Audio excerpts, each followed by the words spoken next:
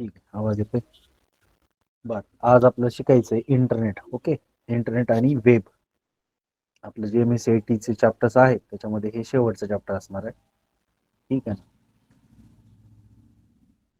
तर इंटरनेट आणि वेब याचा अर्थ काय असणार आहे? इंटरनेट तर सगळ्यांना माहितीच आहे, आता सगळेच वापरतो आम्ही, है ना. आम्ही रोज रिचार्ज पार करतोय 20-20 रुपयाचे कमीत कमी, है ना. महिन्याला 1,000 रुपयाचा रिचार्ज असतो सर आम्हाला. ठीक आहे ना, त्याच्यामुळे इंटरनेट आम्हाला माहिती आहे चांगलंच. ठीक आहे. वेब काय असतं? वेब बेसिकली शॉर्ट फॉर्म आहे वेबसाईटचं. ठीक आहे ना. त्याच्यामध्ये असं असतं, वेगवेगळ्या वेबसाईट्स आहे ना, जसं की आपलं गुगल म्हणा.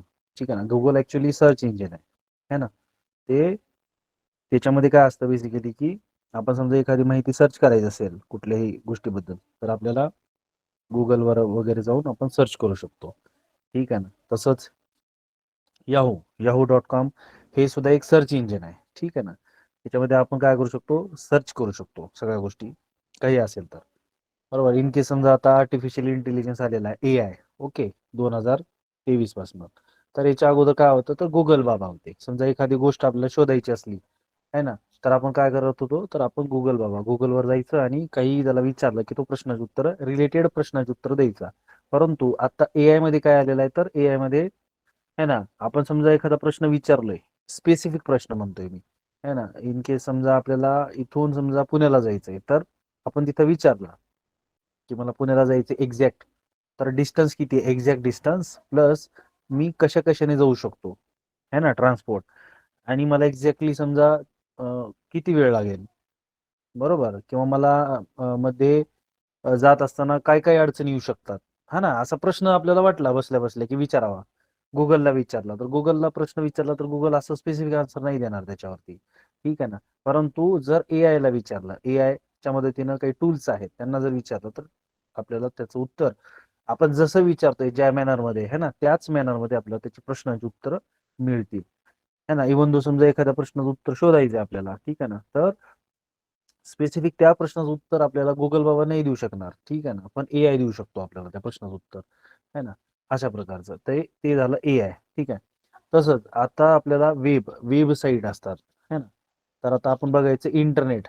ठीक आहे ना. बेसिकली काय असतं इंटरनेट? हो, इंटरनेट काय असतं? ठीक आहे ना. आता ही सगळी पुस्तकी भाषा आहे. ठीक आहे ना. आपला एक व्हिडिओ पण आहे याच्यानंतर, तो व्हिडिओ पण आपल्याला बघायचा आहे. ठीक आहे ना. इंटरनेट बेसिकली काय असतं, एक नेटवर्क आहे, जगभरात पसरलेलं एक जाळं आहे, है ना. ही पुस्तकी भाषा आहे आणि पुस्तकामध्ये जसं आहे असं परीक्षेमध्ये जर विचारलं तर आपण असंच लिहायचं आहे. ठीक आहे ना. छोटे छोटे जे काही नेटवर्क्स असतात, इन केस समजा, है ना, समजा आपल्याला लातूरमध्ये, जसं की आपण उदाहरणार्थ पकडूया, आपला मोबाईल आहे. ठीक आहे ना. मोबाईलचं तुमचं दोन मित्र आहेत आणि एकाच मोबाईलचं इंटरनेट संपलेलं आहे आणि एकाच्या मोबाईलला इंटरनेट आहे, परंतु त्याला शेअर करायचं आहे दुसऱ्या मित्राला, त्याच्याकडे इंटरनेट नाही, तो कसं शेअर करणार? तर वायफाय हॉटस्पॉट नावाचं एक ऑप्शन असतं, है ना. त्याच्या मदतीनं आपण ना त्या दुसऱ्या मित्राला आपलं इंटरनेट शेअर करू शकतो. ठीक आहे ना. मग काय झालं, की समजा आता मित्र राहतोय आपल्या RTO ऑफिसच्या एरियामध्ये, है ना. दोघं मित्र काहीतरी कारणास्तव, है ना, तर एकत्र आले होते आणि मग त्यांनी एकमेकांसोबत काय केलं, की ते इंटरनेट शेअर केलं. ठीक आहे ना. आणि मग तो मित्र RTOच्या आसपास कुठेतरी राहत होता आणि दुसरा मित्र आपल्या म्हाडा कॉलनीमध्ये किंवा विवेकानंद चौकामध्ये राहत होता. ठीक आहे ना. मग तो तिथे गेला आणि त्याला प्रश्न पडला, अरे हे कसं काय शक्य आहे? मी तर इंटरनेट घेतलं होतं माझ्या मित्राकडनं, मग आता कसं काय चालत नाही? ठीक आहे ना. कसं काय चालत नाही? कारण त्याची एक रेंज होती. ठीक आहे ना. त्या मित्राच्या मोबाईलच्या डिव्हाइसची एक रेंज होती. ठीक आहे ना. म्हणजे त्या रेंजमध्ये जर तुमचा मित्र असला दुसरा, ज्याला इंटरनेट पाहिजे, है ना, तरच त्याचं इंटरनेट चालू शकतं. ठीक आहे ना. मग हे काय झालं, तर एक छोटे-छोटे असे नेटवर्क मिळून काय झालं, एक मित्रांनो, एक मोठं नेटवर्क तयार झालं. लक्षात घ्या. हॅलो. असं छोटे-छोटे नेटवर्क बनवून एक मोठं जाळं तयार झालं. त्यालाच म्हणायचं इंटरनेट. बरोबर. आता याचा इतिहास जो असतो ना, बेसिकली 1969 पासूनची याची सुरुवात होते. है ना. ARPANET नावाचं एक काय असतं, एजन्सी असते. त्यांच्या मदतीनं हा इंटरनेटचा प्रोजेक्ट सुरू करण्यात आलेला होता. परंतु हा असं जनसामान्यांसाठी नव्हता मित्रांनो. हा प्रोजेक्ट होता मिलिटरीसाठी बेसिकली. येते लक्षात? मिलिटरीसाठी याचा उपयोग केला जात होता. इन केस समजा एखादा मिलिटरी मॅन आहे किंवा एखादा ऑफिसर आहे, बरोबर. तो इन केस समजा अमेरिकेमध्ये शोध लागला होता याचा. इन केस समजा तो अमेरिकेचे जे दुश्मन कोणी असणार आहे, समजा रशिया आहे, है ना, वगैरे. तर अशा ठिकाणी त्यांना काय करायचं, गस्ट करायचे, म्हणजे त्यांना जासूसी करायच्या बेसिकली, है ना. तर मग आपला एक माणूस तिकडे पाठवला, मग त्या माणसाला, आपला माणूस तिकडे आहे, करेक्ट आहे, तर त्या माणसासोबत आपलं कोऑर्डिनेशन व्हावं, ठीक आहे ना. मग चित्राच्या माध्यमातून असेल, अॅनिमेशनच्या माध्यमातून असेल, किंवा एखाद्या टाईप, एखादा मेसेज करतोय आपण, जसं आता SMS करतोय, सेम तसं एखादं काहीतरी अक्षरांच्या माध्यमातून आपल्याला एकमेकांसोबत कनेक्ट करायचं आहे, किंवा आवाजाच्या माध्यमातून एकमेकांसोबत कनेक्ट करायचं आहे. तर याच्यासाठी ना हे इंटरनेट नावाचं टूल, किंवा हे ARPANET जे आहे ना, ह्या एजन्सीने हे तयार केलेले टूल होतं. तर याचा वापर त्यासाठी सुरुवातीला करत होते, ठीक आहे ना. बघा, मग हे हे एक आहे European nuclear research centre, Switzerland, इथून पण याची सुरुवात झालेली आहे बेसिकली, ठीक आहे ना. मग भारतामध्ये कधी आली वेबची सुरुवात? मुंबई, दिल्ली, कलकत्ता, चेन्नई आणि पुणे, 15 ऑगस्ट 1995 बेसिकली, ठीक आहे ना. सेम मी सांगितल्याप्रमाणे ग्राफिक्स, अॅनिमेशन दोन्ही यांच्या माध्यमातून यांचा उपयोग केला जात होता. वर्ल्ड वाईड वेब, ठीक आहे ना, WWW 1991 मेनली याची सुरुवात झाली होती, ठीक आहे ना. बेसिकली जेवढे काही सध्याला वेबसाईट वगैरे आहेत ते WWW असं लावतात सुरुवातीला, ठीक आहे ना, कारण हे वर्ल्ड वाईड असतं, ठीक आहे ना. हे काही ब्राउझर्स आहेत, यांच्या मदतीने ना मित्रांनो आपण काय करतोय, की इंटरनेटचा वापर करतोय, बरोबर, सर्च करतोय, है ना. आता समजा आपल्याला जेवण करायचं आहे, तर आपल्याला प्लेट लागते, हातावर ठेवून आपण नाही खाणार, करेक्ट आहे का नाही. आपल्याला समजा एखादं अक्षर लिहायचंय, आपण काय करतो, वहीचा कागद, है ना, किंवा एक वही रजिस्टर वगैरे आपल्याला लागत असतं, बरोबर. किंवा आपल्याला शिकवायचं तर आपल्याला काय लागत असतं, बोर्ड लागत असतो, व्हाईट बोर्ड असेल किंवा ब्लॅक बोर्ड असेल. मग ब्लॅक बोर्ड असेल तर खडू लागतो, पेन्सिल लागते, पाटी वगैरे असेल तर, है ना. इन केस समजा आपल्याला व्हाईट बोर्डवरती शिकवायचं आहे तर पेन लागतो, एक स्पेसिफिक टाईपचा, बरोबर. तर अशा प्रकारचं जसं इंटरनेट आपल्याला वापरायचं असेल तर आपल्याला ना मित्रांनो ब्राउझर्स लागत असतात. काय लागत असतात? Hello, browsers. काही विद्यार्थ्यांना ह्या गोष्टी माहीत नसतात, ठीक आहे ना. काही विद्यार्थी आपल्यामधले खूप हुशार आहेत, है ना, त्यांना माहिती आहे असतील ह्या गोष्टी. ब्राउझर्स म्हणतात त्यांना. परीक्षेमध्ये विचारलं मित्रांनो तर हे उत्तर तुम्हाला देता यायला पाहिजे. मग ते त्याच्यामध्ये काही वेगवेगळ्या कंपन्यांचे ना वेगवेगळे ब्राउझर्स आहेत मित्रांनो. इंटरनेट एक्सप्लोरर, ठीक आहे ना, जे पुढे चलून आता एज ब्राउझर झाले. आपण जे इंटरनेट मध्ये किंवा आपल्या सेंटरवरती जे करत असतो एज ब्राउझरमध्ये ह्याचा वापर करत असतो इंटरनेटचा मॅक्सिमम. त्याच्यानंतर मॅक्सिमम वापरण्यात येणारी आहे गुगल क्रोम. टॉपला ऍक्च्युली गुगल क्रोम आहे, त्याच्यानंतर मग एज ब्राउझर आहे सध्याला.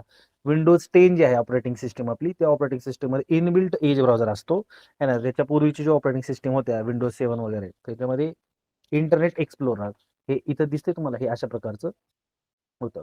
मग मॉझिला फायरफॉक्स हे एक ब्राउझर आहे. गुगल क्रोम, ऍपल सफारी, ऍपलचं हे एक ब्राउझर्स आहेत, ठीक आहे ना. हे काय केलं जातं, जगभरातले, देशभरातलं म्हणत नाही मित्रांनो मी, जगभरातली जी काही माहिती असते ना, वर्ल्ड वाईड माहिती, ही माहिती आपल्याला ना ह्या वेब ब्राउझर, थोडक्यात असं म्हणू शकतो आपण, त्या ब्राउझर्सच्या मदतीने ना आपल्याला ते कळायला सुरुवात होते, हे ना.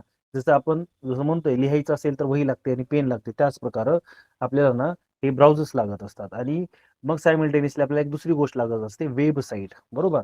मग त्याला आपण दुसरं एक नाव असतं मित्रांनो, URL, युनिफॉर्म रिसोर्स लोकेटर. लक्षात घ्या, परीक्षेमध्ये हे प्रश्न विचारू शकतो.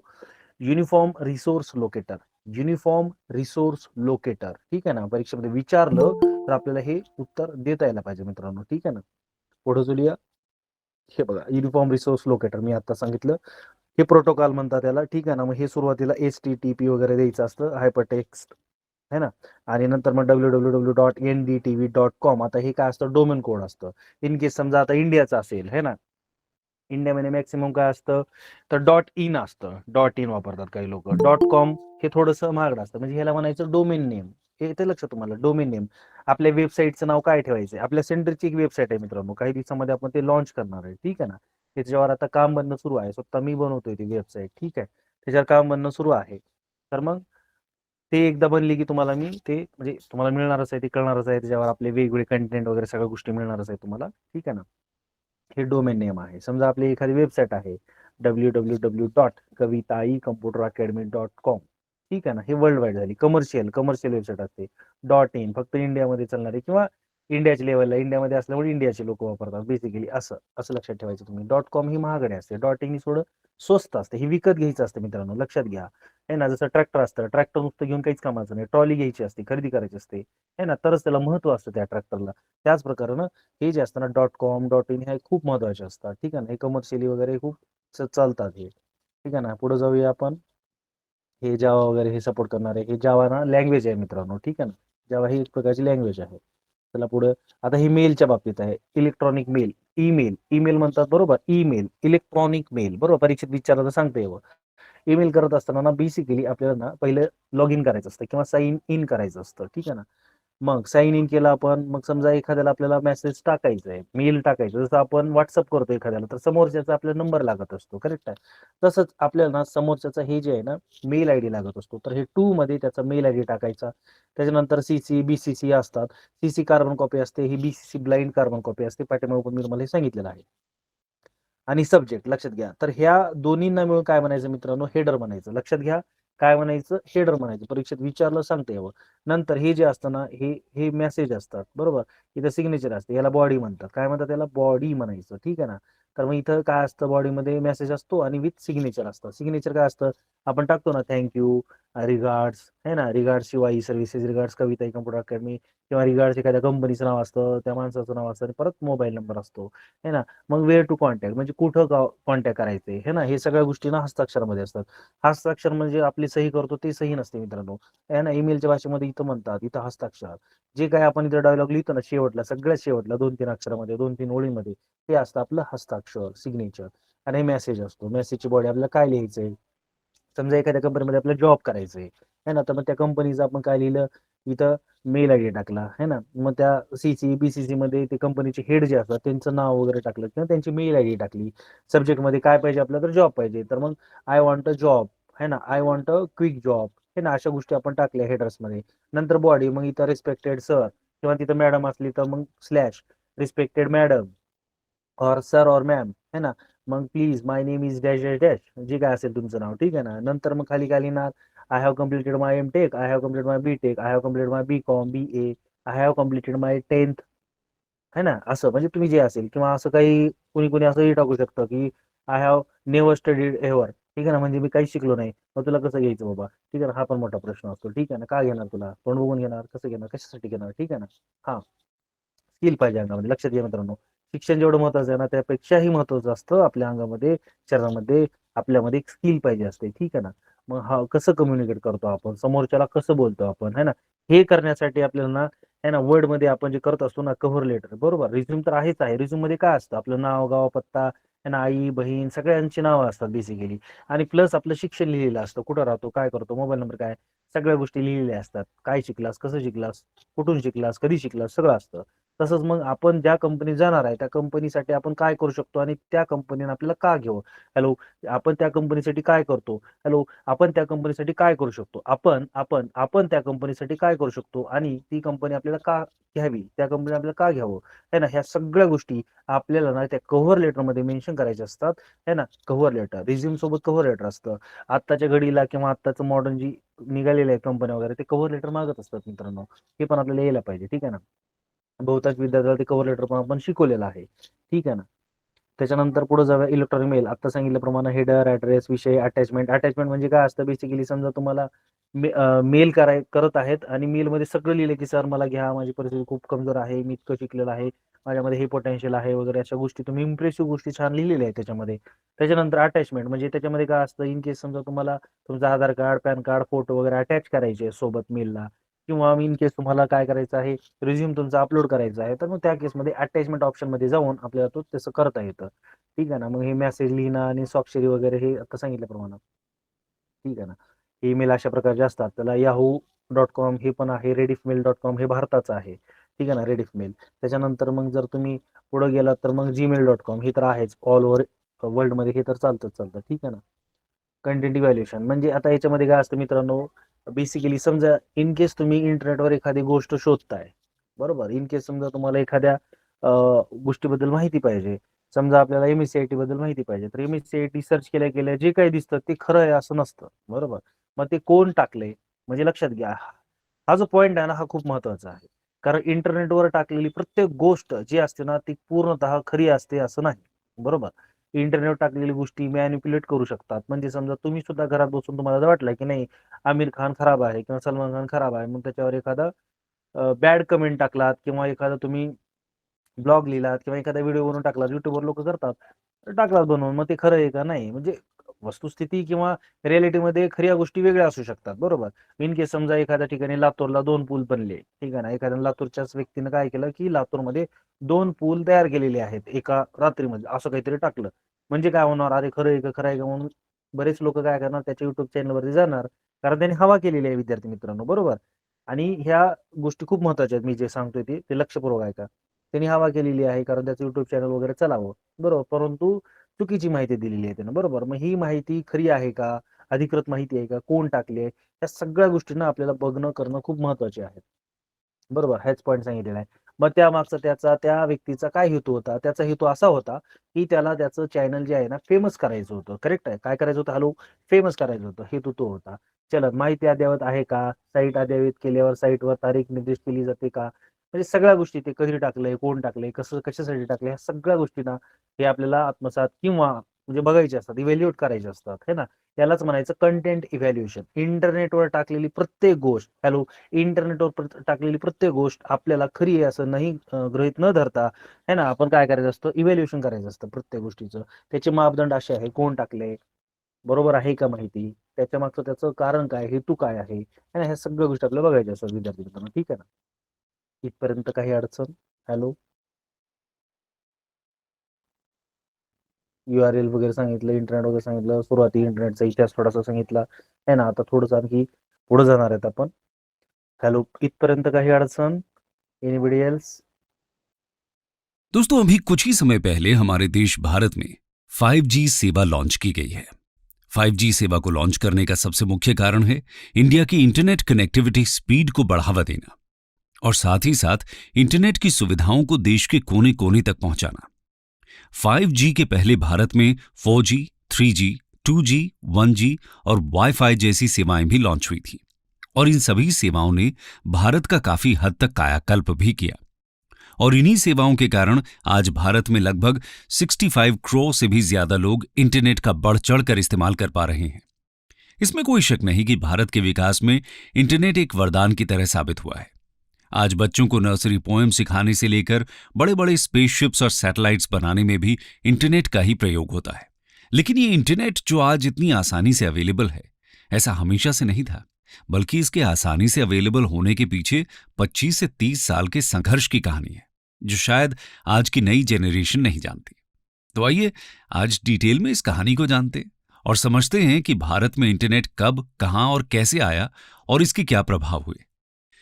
Evolution of internet in India.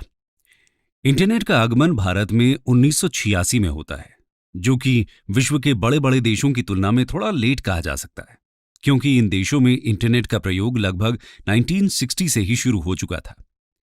Internet का आरंभ भारत में एजुकेशनल रिसर्च नेटवर्क यानी ERNET के गठन से शुरू हुआ।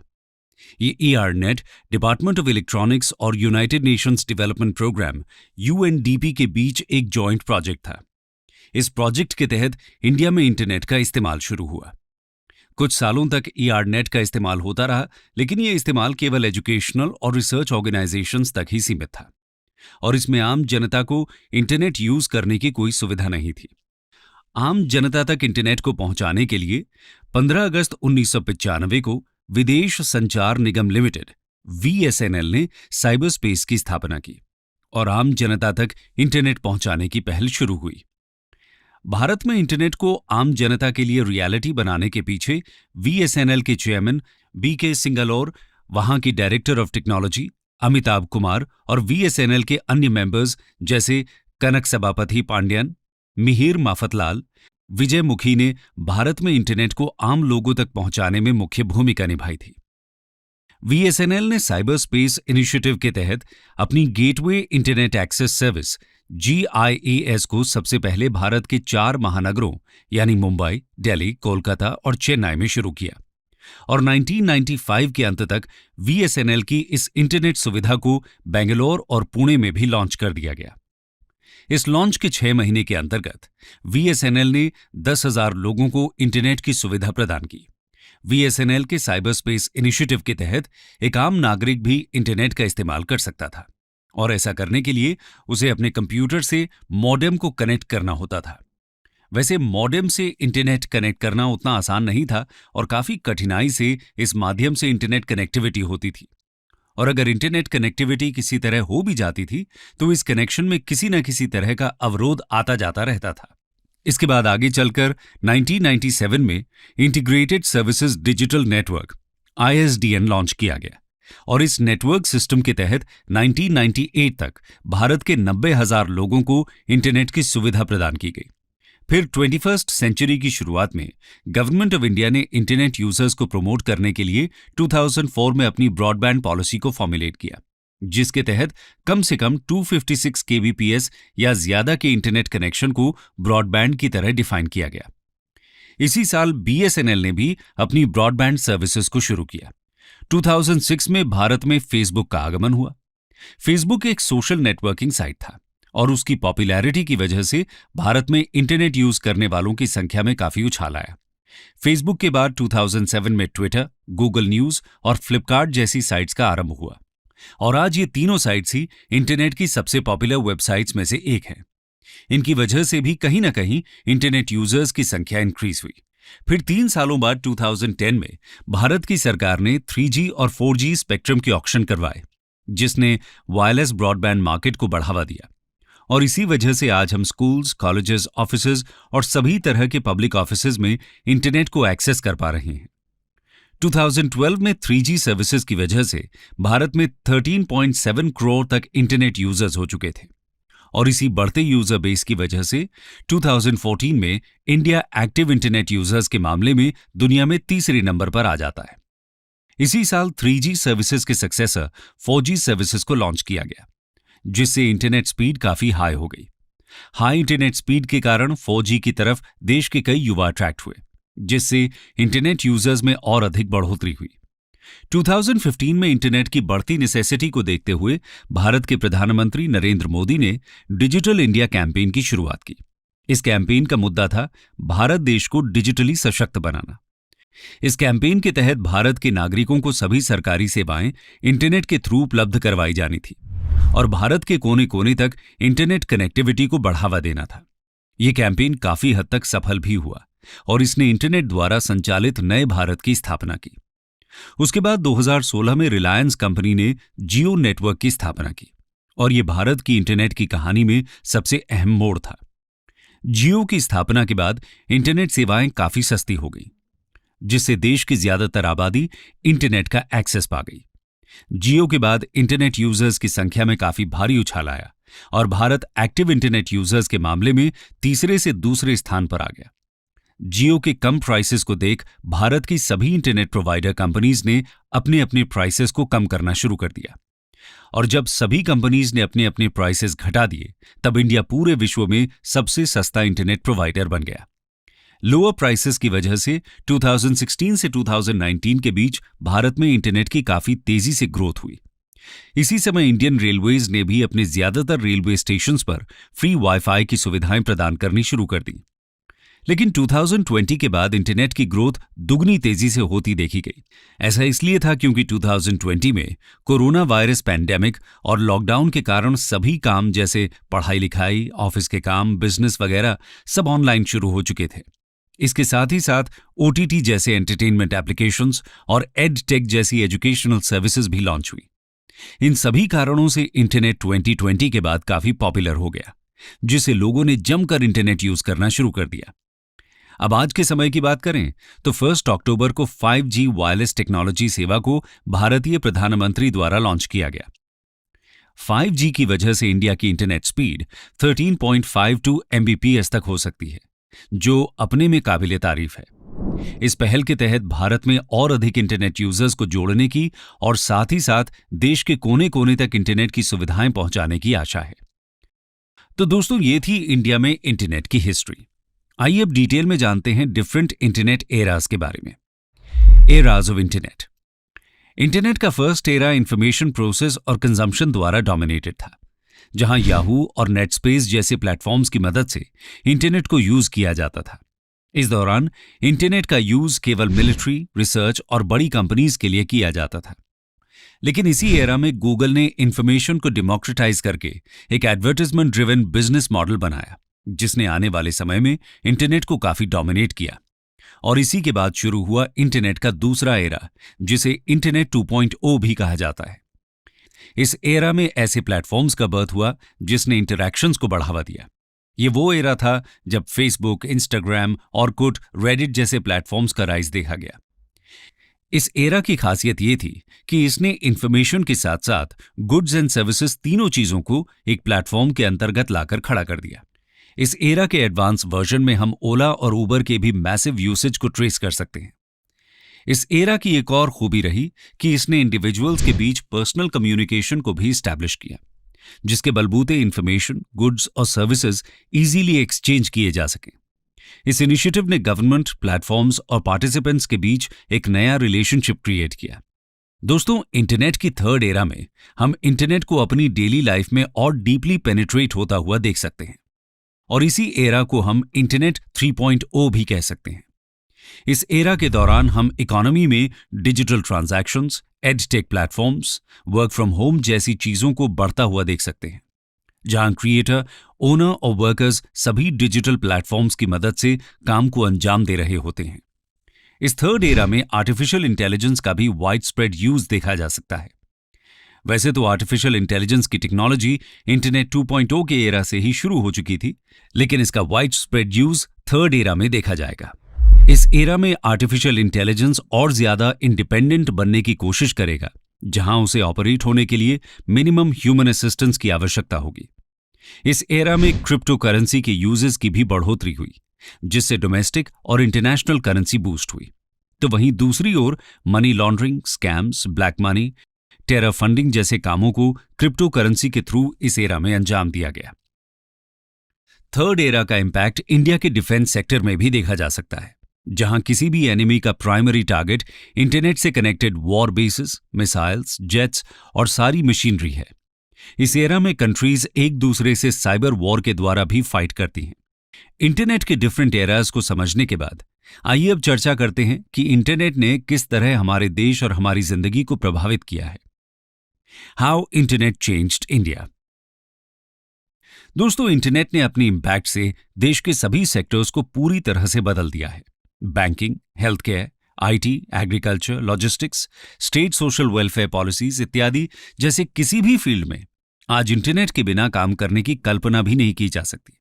अपने वाइड स्प्रेड यूज के कारण इंटरनेट देश की जीडीपी में भी काफी कंट्रीब्यूट करता है। Indian council for research on international economic relations यानी इक्रिया और ब्रॉडबैंड इंडिया फोरम की एक स्टडी के अनुसार 2015-16 की जीडीपी में इंटरनेट ने 5.6% तक अपना कंट्रीब्यूशन दिया, और ये कंट्रीब्यूशन साल 2020 तक 16% तक बढ़ चुका था। इसमें से 8% मोबाइल ऐप्स द्वारा कंट्रीब्यूट किया गया था। अगर यही कंट्रीब्यूशन करेंसी के रूप में देखा जाए तो इंटरनेट ने साल 2020 में $537.4 बिलियन तक अपना कंट्रीब्यूशन इंडियन इकोनॉमी में दिया था, जिसमें से $270.9 बिलियन कंट्रीब्यूशन ऐप्स द्वारा किया गया था। इन सब के अलावा इंटरनेट ने इंडिया के कई सारे स्टार्टअप्स को सपोर्ट किया है। इंडिया के आज कई सारे एंटरप्रेन्योर्स अपना स्टार्टअप जैसे कि ई कॉमर्स, फूड डिलीवरी और ऑनलाइन इंश्योरेंस जैसे बिजनेस इंटरनेट के माध्यम से ही ऑपरेट कर रहे हैं, जिसकी कंबाइंड वैल्यू साल 2025 तक लगभग $180 बिलियन के करीब होगी। और इंटरनेट के कारण ही आज इंडिया में कई सारे इन्वेस्टमेंट अपॉर्चुनिटीज शुरू होते जा रहे हैं। HSBC ग्लोबल रिसर्च के अनुसार इंडिया के इंटरनेट स्टार्टअप्स में 5 सालों के भीतर लगभग $60 बिलियन तक इन्वेस्टमेंट हो चुका है। इन्हीं स्टार्टअप्स में एडटेक एक बड़ी अपॉर्चुनिटी बनकर उभरा है, जिसकी मार्केट साइज साल 2025 तक $48 बिलियन के आसपास होगी। फाइनेंस के बाद अगर इंटरनेट ने अपना सबसे बड़ा इंपैक्ट कहीं डाला है तो वो है social media.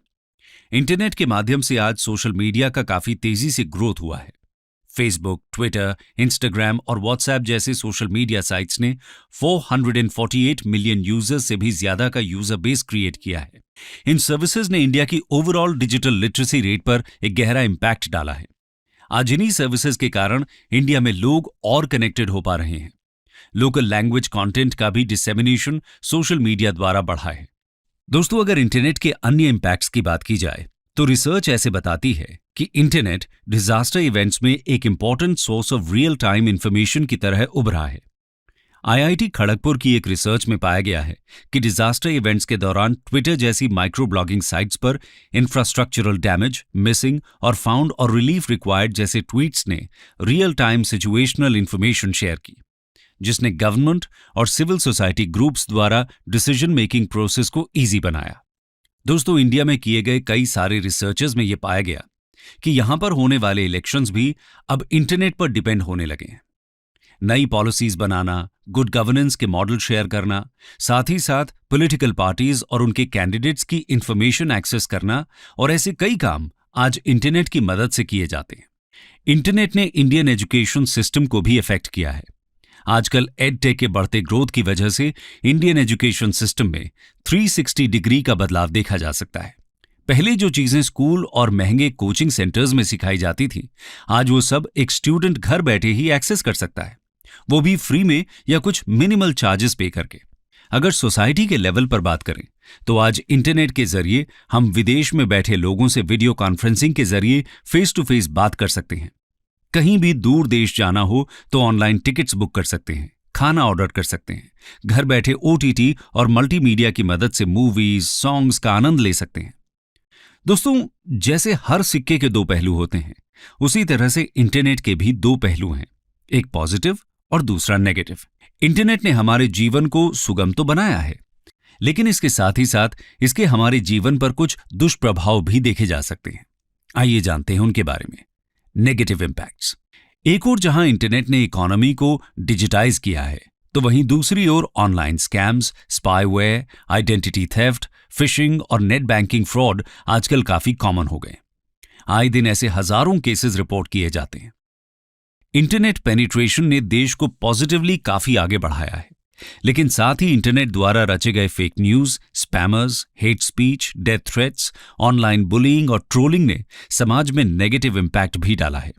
In negative impacts के पीछे लो लिटरेसी रेट भी मुख्य कारण माना जाता है। इंटरनेट जहां एक रियल टाइम इंफॉर्मेशन का सोर्स बनकर उभरा है, वहीं दूसरी ओर लोगों ने पैनिक सिचुएशन का फायदा उठाकर ऑफेंसिव कंटेंट भी इंटरनेट के माध्यम से शेयर किया, जिसमें स्पेसिफिक रिलीजियस कम्युनिटीज को टारगेट किया गया। इन कम्युनल पोस्ट्स ने देश भर में लॉ एंड ऑर्डर बर्बाद कर काफी तबाही मचाई। एक तरफ इंटरनेट ने भारत के इलेक्शंस को काफी सरल बनाया है, वहीं दूसरी ओर इंटरनेट द्वारा मिसलीडिंग मैसेजेस और हेट स्पीचेस जैसे कंटेंट भी इलेक्शंस के दौरान बढ़ चढ़कर शेयर किए जाते हैं। जहां एक ओर इंटरनेट ने देश के वोटर्स को ओपन, फ्री और अनबायस्ड इंफॉर्मेशन का एक्सेस दिया है, तो वहीं दूसरी ओर इसके नेगेटिव इम्पैक्ट ने गवर्नमेंट और देश के नागरिकों के सामने कई सारी नई चुनौतियां खड़ी कर दी हैं, जिससे निपटना हमारे देश के लिए बहुत जरूरी है। इंटरनेट ने जहां सोशल मीडिया से पूरी कम्युनिटी को जोड़ा है, तो वहीं इंटरनेट आज देश के बढ़ते कास्ट और रिलीजियस डिवीजन का एक बड़ा कारण बनकर उभरा है। इंटरनेट ने इंडियन एजुकेशन सिस्टम का कायाकल्प तो किया है, लेकिन ऑनलाइन एजुकेशन की आड़ में बिना पेरेंटल कंट्रोल के बच्चे कुछ एज इनअप्रोप्रिएट कंटेंट देखने लग गए हैं, जो उनके सोशल, मेंटल और फिजिकल हेल्थ के लिए काफी हानिकारक है। इसके अलावा कुछ रिसर्चर्स की माने तो आज इंटरनेट की बढ़ोतरी के कारण इंडियन फैमिलीज पर काफी बुरा इंपैक्ट भी पड़ रहा है। हाई इंटरनेट यूज करने के कारण लोग एंटी सोशल होते जा रहे हैं, घरेलू झगड़े के केसेस बढ़ रहे हैं, जिससे लोगों की फैमिली रिलेशनशिप्स काफी बुरी तरह से इंपैक्ट हो रही हैं। कंक्लूजन। तो दोस्तों, ये थी इंटरनेट की हिस्ट्री, डेवलपमेंट और इंपैक्ट्स की कहानी। इंटरनेट एक ऐसा सिस्टम है जिसे पहले मिलिट्री यूज के लिए डेवलप किया गया था। वो आने वाले समय में डोमेस्टिक लाइफ में इतना गहरा इंपैक्ट डालेगा, इसकी कल्पना शायद किसी ने नहीं की होगी। जहां एक ओर इंटरनेट का इस्तेमाल कर हम ह्यूमन सिविलाइजेशन के डेवलपमेंट की नई ऊंचाइयों को छू रहे हैं, वहीं इसके नेगेटिव इंपैक्ट्स के कारण आज हम अपनी इंसानियत खोते जा रहे हैं। इन सभी इश्यूज को ध्यान में रखकर आज की सबसे बड़ी आवश्यकता है कि सभी स्टेक होल्डर्स इंटरनेट की इन कमियों को दूर करें और इसे समाज के बेटरमेंट के लिए यूज करें। ठीक आहे, इथपर्यंत तर लक्षात आलं असेल. ठीक आहे ना, इंटरनेट काय आहे, कसं वर्क करतं, काय काय उपयोग आहेत इंटरनेटचे. ठीक आहे ना, हे सगळ्या गोष्टी आपण इथपर्यंत बघितलेल्या आहेत, बरोबर. तर आपण इंटरनेटचं स्टोरी बघितली स्टार्टिंग पासून, बरोबर. त्याच्यामध्ये परत आपण इंटरनेटचा उपयोग भारतामध्ये कधीपासून सुरू झाला, ठीक आहे, हे पण आपण बघितलेलं आहे आताच. ठीक आहे ना, परत इंटरनेटचे सदुपयोग, ठीक आहे ना, आणि त्याचे दुष्परिणाम या गोष्टी सुद्धा आपण आता अभ्यासलेल्या आहेत, बरोबर. तर हे ऐकू येत असताना म्हणजे काही प्रॉब्लेम येत होता किंवा व्यवस्थित लक्षात आलेलं आहे सगळ्यांना?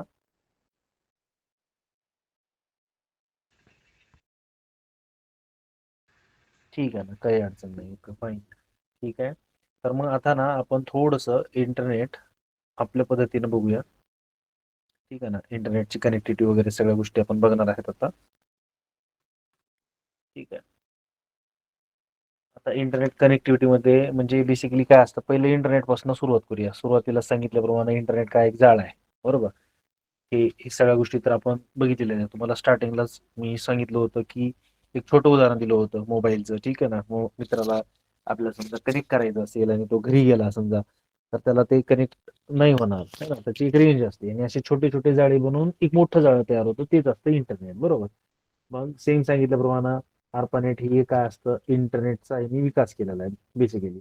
यांनी सुरुवात केलेली आहे 1960 पासून. मग तिथून पुढे मग नंतर 1980 आणि 1990 हा काय झालेला आहे, पुन्हा त्याचं इव्होल्युशन झालेलं आहे, बरोबर? त्याच्यामध्ये 1990 ला काय आलंय, वर्ल्ड वाईड वेब ह्याचा विकास झालेला आहे, WWW. म्हणजे काय असतं की हे वर्ल्ड वाईड, समजा आपली लातूरची एखादी माहिती आहे तर आपल्याला वर्ल्ड वाईड घेऊन जायची आहे, तर आहे ना, त्याच्यासाठी हे कारगर ठरलं वर्ल्ड वाईड वेब. ठीक आहे ना, 1990 पासून पुढं. ठीक आहे ना. आता हे काय, TCP ट्रान्समिशन कंट्रोल प्रोटोकॉल, याच्यामध्ये बेसिकली काय असतं, वेगवेगळ्या नेटवर्कवर वेगवेगळ्या प्रकारची माहिती असते, तर ते ऍक्सेस करणे वेगवेगळ्या. आता समजा तुमच्या मित्राचा मोबाईल आहे, ते त्याचा एक वेगळं स्पेसिफिक नेटवर्क आहे, तर त्याच्या मोबाईलवर असलेली माहिती प्लस या दुसऱ्या मित्राच्या मोबाईलवर असलेली माहिती, हे वेगवेगळे नेटवर्क आहे आणि ती माहिती एका ठिकाणी किंवा तिसऱ्या मित्राला माहिती कळायला लागली वेगवेगळ्या नेटवर्कवरची, ते झालं TCP. किंवा त्याच्या डिव्हाइसवरची माहिती आपल्या मित्राला मिळाले किंवा मिळवता यावी. ठीक आहे ना, तर हे झालं TCP. ठीक आहे ना. आता याच्या पुढे बघूया आपण बेसिकली. सगळ्यात अगोदर असतं इंटरनेटच्या कनेक्शन्स मध्ये हे येतात. डायल अप कनेक्शन हे पहिलं कनेक्शन आहे मित्रांनो. ज्यावेळेस आपलं इंटरनेट वापरायचंय, ठीक आहे ना, त्याच्यामध्ये पहिलं कनेक्शनचा प्रकार जो असतो ना, तर तो डायल अप कनेक्शन असतो. याच्यामध्ये काय असतं बेसिकली, तर कम्प्युटरचा वापर केला जातो, मोडेमचा वापर केला जातो. मोडेम काय असतं बेसिकली, मोडेमच्या मदतीनं जसं राऊटर असतात सेम त्या टाईपचं, त्याच्या मदतीनं ना आपल्याला कम्प्युटरला ना इंटरनेट जोडता येतं. हा. आणि मग वर्ल्ड वाईड आपल्याला जे आहे ना ऍक्सेस करता येतं कुठल्याही माहितीचा. ठीक आहे ना. ते असतात बघा, इथं सिम्पली आपल्याला दिसतं, इथं मोडेम आहेत, हे कम्प्युटर आहे आणि इंटरनेट आपल्याला इथं काय कनेक्ट करता येते, बरोबर? याच्यासाठी डायल अप कनेक्शन मध्ये बेसिकली काय असतं की एक 56 KBPS, ठीक आहे ना, 56 KBPS पर्यंतची रेंज असते इंटरनेट ऍक्सेस करण्याची. इथपर्यंतची रेंज आपल्याला ऍक्सेस करता येते ह्या डायल अप कनेक्शन मध्ये. ठीक आहे ना. आणि याचा वापर करून ना सुरुवातीला ना लोक इंटरनेटचा वापर करत होते. ह्याच्यामध्ये टेलिफोन, बेसिकली टेलिफोनचा वापर करून हे सुद्धा करता येत होतं. ठीक आहे ना, टेलिफोनचे जे वायर असतात, जुने टेलिफोन्स, ठीक आहे ना, ठीक आहे ना, त्याच्यामध्ये इंटरनेट वापरता येत होतं आपल्याला. हे डायल अप कनेक्शन, ते येतं डायल अप कनेक्शन्स मध्ये. ठीक आहे ना. पुढे चलूया. व्हिडिओमध्ये पण सांगितलं होतं ISDN, बरोबर, इंटिग्रेटेड सर्व्हिसेस डिजिटल नेटवर्क, बरोबर. हे डायलअप सारखंच आहे बेसिकली, परंतु ह्याच्यामध्ये काय असतं की याची बँडविड्थ जी असते ना मित्रांनो, हे हे काय असते, वाईड असते, बरोबर, म्हणजे मोठी असते. आणि लॅटेन्सी ही काय असते, लो असते. आता हे काय असतं, लॅटेन्सी म्हणजे मित्रांनो बेसिकली असतं रिस्पॉन्स टाइम. इन केस समजा तुम्ही काय करता, इंटरनेटवर गेलात आणि इंटरनेटवर जाऊन तुम्हाला ना एखादा व्हिडिओ बघायचा आहे, करेक्ट आहे, तर व्हिडिओ बघत असताना तो किती वेळामध्ये ओपन होतोय, करेक्ट आहे, हॅलो, किती वेळामध्ये ओपन होतोय, तो झाला लॅटन्सी, है ना. लो लॅटन्सी म्हणजे स्पीड जास्त है ना, हाय लॅटन्सी म्हणजे स्पीड कमी, असं उलट असतं. वाईड बँडविड्थ त्याच्यामध्ये काय असतं की याच्यामध्ये आपण वेगवेगळ्या प्रकारचे आवाज, है ना, वेगवेगळ्या प्रकारची माहिती, व्हिडिओ, हे काय असतं आपल्याला बँडविड्थ, वाईड बँडविड्थच्या मदतीने आपल्याला काय करता येतं, ऍक्सेस करता येतं. म्हणजे कितीही डेटा मोठा असला, म्हणजे GB वरती आपण आपण जे आहे ना पुस्तकी नॉलेज सोबत आपण जे आहे ना आपल्याला गावठी भाषा, ठीक आहे ना, आपल्याला कशी समजता येईल ही भाषा आपण बोलतोय. त्याच्यामध्ये काय असतं, इन केस समजा आता 1 GB चा डेटा आहे, 1 GB चा डेटा आपल्याला ऍक्सेस करायचे आहे, म्हणजे याचा अर्थ काय असणार आहे की आपल्याला 1 GB डेटा आपल्याकडे पाहिजे, करेक्ट आहे का? ही झाली बँडविड्थ. त्या बँडविड्थने काय करणार, ठीक आहे ना, तो ऍक्सेस करणार तो व्हिडिओ. ठीक आहे ना, ह्याला म्हणायचं वाईड बँडविड्थ. आणि लॅटन्सी, किती किती वेळामध्ये तो व्हिडिओ आपण ऍक्सेस करू शकतोय. किंवा आपण समजा आपल्या सेंटरला आलात आणि आपल्याला इरा ब्राउझर जे आहे ना ओपन करायचं किंवा इरा चालू करायचं, तो किती सेकंदामध्ये तो काय करतो, इरा चालू होतो, ही जी असते ना याला म्हणायचं लॅटन्सी. लक्षात घ्या, हॅलो, लॅटन्सी म्हणायचं. रिस्पॉन्स टाइम, ठीक आहे ना. बघा बँडविड्थ त्याच्यामध्ये काय असतं की बेसिकली सिग्नल जे आहे ना, सिग्नलची इंटेन्सिटी, बरोबर, एखादं टावर आहे मोबाईलचं आणि त्या टावर पासून काय असतात की सिग्नल स्प्रेड आउट केले जातात. ठीक आहे ना. मग ते काय असतं की त्या सिग्नलची किती इंटेन्सिटी आहे, किती क्षमता आहे. लक्षात घ्या बघा, बँडविड्थ हे पाईप आहे, बरोबर, हे पाणी आहे. हे बघा, पाण्याचं काय करतं, यानं थोडंसं प्रेस केलेलं आहे. लक्षात घ्या मित्रांनो, मग प्रेस केल्यानंतर हे पाणी अशा पद्धतीनं थोडं थोडंसं पाणी जातंय. म्हणजे काय झालं, ही बँडविड्थ लो झाली, सिग्नलची इंटेन्सिटी लो झाली. मग इथं बघा काय असतं की प्रेशरने काय केलं, त्यांनी पाणी सोडलेलं आहे आणि हे पाणी ना मोठ्या स्वरूपामध्ये पाणी जे आहे ना पडत आहे किंवा स्प्रेड आउट होत आहे. तर ही झाली हाय बँडविड्थ. लक्षात घ्या, बरोबर. म्हणजे इंटेन्सिटी किती प्रेशरने आपण नळाचं पाणी सोडतोय बेसिकली, ते झालं. मोठी जर असेल क्षमता तर ती झाली हाय बँडविड्थ, आणि लो इंटेन्सिटी असेल तर ती झाली लो बँडविड्थ. ठीक आहे ना. त्याच्यामध्ये narrow bandwidth, broad band signal. बघा, ब्रॉड बँड काय असतं, 3G पासून पुढे असतात, है ना. 3G नेटवर्क जे असतात, 2G, त्याच्या आधी फर्स्ट होतं 1G, नंतर 2G, 3G, 4G, 5G असं आलेलं आहे. पुढं चीनमध्ये किंवा अमेरिकामध्ये भरपूर काही आहे, जी आहे, है ना, पार्ले जी सारखं जी आहे. परंतु इथं जी आहे ना आपल्या इंडियामध्ये फक्त 5G आहे. ठीक आहे ना. तर हे नॅरो बँडविड्थ अशी असते. म्हणजे एखादं टावर आहे तर ते इथून इतकं याच रेंजमध्ये काय करत असतं विद्यार्थी मित्रांनो, है ना, तर ती माहिती स्प्रेड आउट करतं. म्हणजे ह्याच्या रेंजच्या बाहेर जर गेलं तर नेटवर्क नाहीये, फोनच लागत नाही. अलग लक्षात तुम्हाला, हे अशा प्रकारचं होतं. ही नॅरो बँडविड्थ, त्याला म्हणायचं नॅरो बँडविड्थ, अरुंद. हे झालं ब्रॉड बँड सिग्नल. ह्याच्यामध्ये काय असतं की एवढ्या रेंजमध्ये, है ना, तो काय करतोय की सिग्नल स्प्रेड आउट करतोय. म्हणजे समजा हा काय असणार आहे की पूर्ण लातूरच आहे, पकडून घ्या, है ना. इथं जर टॉवर बसवलं तर पूर्ण लातूरमध्ये जे आहे ना त्याची सिग्नल स्प्रेड आउट होऊ लागली. लक्षात घ्या. ठीक आहे ना. तर हे झालं ब्रॉड बँड सिग्नल झाले. ठीक आहे ना. आता ही काही नाही, नॉईज वगैरे आहे, ईडब्ल्यू आहे, अल्ट्रा व्हायलेशन आहेत, लॅटेन्सी आता सांगितलं तुम्हाला. फर्स्ट रिस्पॉन्स टाइम परीक्षेमध्ये जे येते ना तेच महत्वाचं आहे, तेच सांगतो तुम्हाला. बेसिकली तुम्हाला बँडविड्थ, लॅटेन्सी ह्या दोन गोष्टी खूप महत्वाच्या आहेत. आता हे डेटा ट्रान्सफर होणे वगैरे ह्या गोष्टी सांगितलेल्या आहेत. ठीक आहे ना. 748 मिली सेकंद म्हणजे एका सेकंदाचा 748वा भाग. तेवढ्या वेळामध्ये काय करतो, डेटा सेंटरवरनं आपण, म्हणजे युजर पीसी म्हणजे काय असतं की आपण मोबाईलवर बसतोय किंवा एखाद्या कम्प्युटरवर आपण समजा इंटरनेट वापरतोय, तर तेवढ्या मायक्रो सेकंद, मिली सेकंद मध्ये ना हे डेटा सेंटरवरनं डेटा ट्रान्सफर करणे. किती वेळामध्ये तो ट्रान्सफर करतोय, डेटा घेतोय सर्व्हरवरनं, तर त्यालाच म्हणायचं लॅटेन्सी. आता सांगितल्याप्रमाणे रिस्पॉन्स टाइम. ठीक आहे ना. पुढे चलूया. तिसरा प्रकार आहे विद्यार्थी मित्रांनो, DIA, बरोबर, डायरेक्ट इंटरनेट ऍक्सेस. बरोबर, डायरेक्ट इंटरनेट ऍक्सेस हे काय आहे मित्रांनो, तर इंटरनेट कनेक्शनचे प्रकार आहेत. लक्षात घ्या, इंटरनेट कनेक्शनचे प्रकार आहे DIA, बरोबर. याच्यामध्ये काय असतं, डायलिंग असते, इंटरनेट लॉग इन असते, नेटवर्कची गरज नसते, बरोबर. याच्यामध्ये बघा, हा सिम्पली CPU आहे, हे इंटरनेट आहे, बरोबर, आणि हे काय केलेलं आहे, इंटरनेट ऍक्सेस करतोय, बरोबर. हे आहे DIA. लक्षात घ्या, DIA. ओके. त्याच्यामध्ये काय असते, बँडविड्थ हाय असते. DIA उच्च बँडविड्थ प्रदान करते, है ना. बँडविड्थ हाय म्हणजे काय असतं, डेटा ट्रान्सफर रेट हाय असतो. लॅटेन्सी कमी असते, ज्यामुळे ऑनलाईन गेमिंग आणि व्हिडिओ कॉलिंग मध्ये उत्कृष्ट अनुभव मिळतो.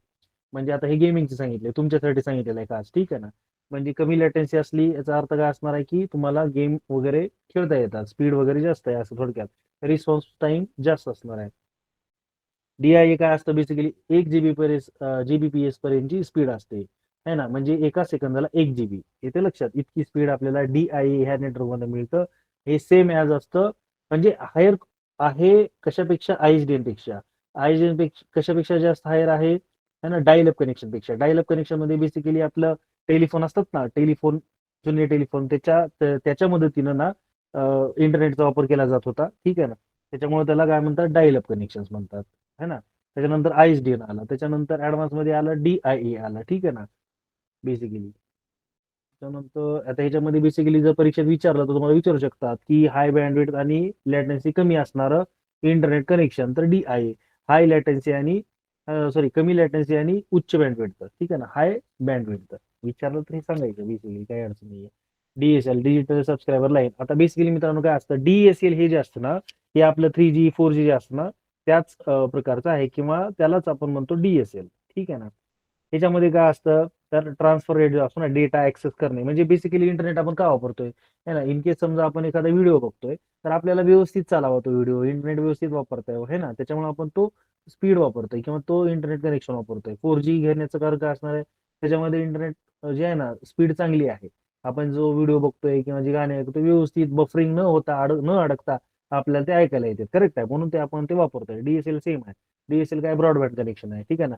बघा, स्पीड वगैरे चांगली आहे. डेटा ट्रान्सफर म्हणजे समजा आपल्याला अपलोड करायचं आहे किंवा एखाद्याला काहीतरी डेटा पाठवायचे तर ती ट्रान्सफर रेट सुद्धा छान आहे. ठीक आहे ना, चांगला आहे. ते सांगितलेलं आहे. उच्च डेटा स्पीड श्रेणी वगैरे डीएसएल डिजिटल सबस्क्राईब लाईन आहे ना, works in limited distance requires DSL service provider. पण याला ना काय असतं, जसं की सर्व्हिस प्रोव्हायडर तर लागतात बरोबर. जसं की आता रिलायन्स आहे, एअरटेल आहे बरोबर, किंवा तुमचं कोणाचा आयडिया वोडाफोन असेल सिम बरोबर. तर अशा प्रकारचं इंटरनेट असेल तर म्हणजे ते प्रोव्हायडर आहेत, इंटरनेट सर्व्हिस प्रोव्हायडर आहेत. ISP इंटरनेट सर्व्हिस प्रोव्हायडर आहेत. ते परीक्षेमध्ये विचारू शकतात ISP काय आहे, तर इंटरनेट सर्व्हिस प्रोव्हायडर. यांनी काय करतात तर तुम्हाला प्लान्स देतात, तुम्ही ते प्लान्स विकत घेतात आणि मग इंटरनेट तुम्ही त्यांचं इंटरनेट तुम्ही वापरता, त्यांनी तुम्हाला प्लॅन देत असतात. ठीक आहे ना, हे असतं बेसिकली. आता त्याच्यानंतर मित्रांनो 2G टेक्नॉलॉजी आली.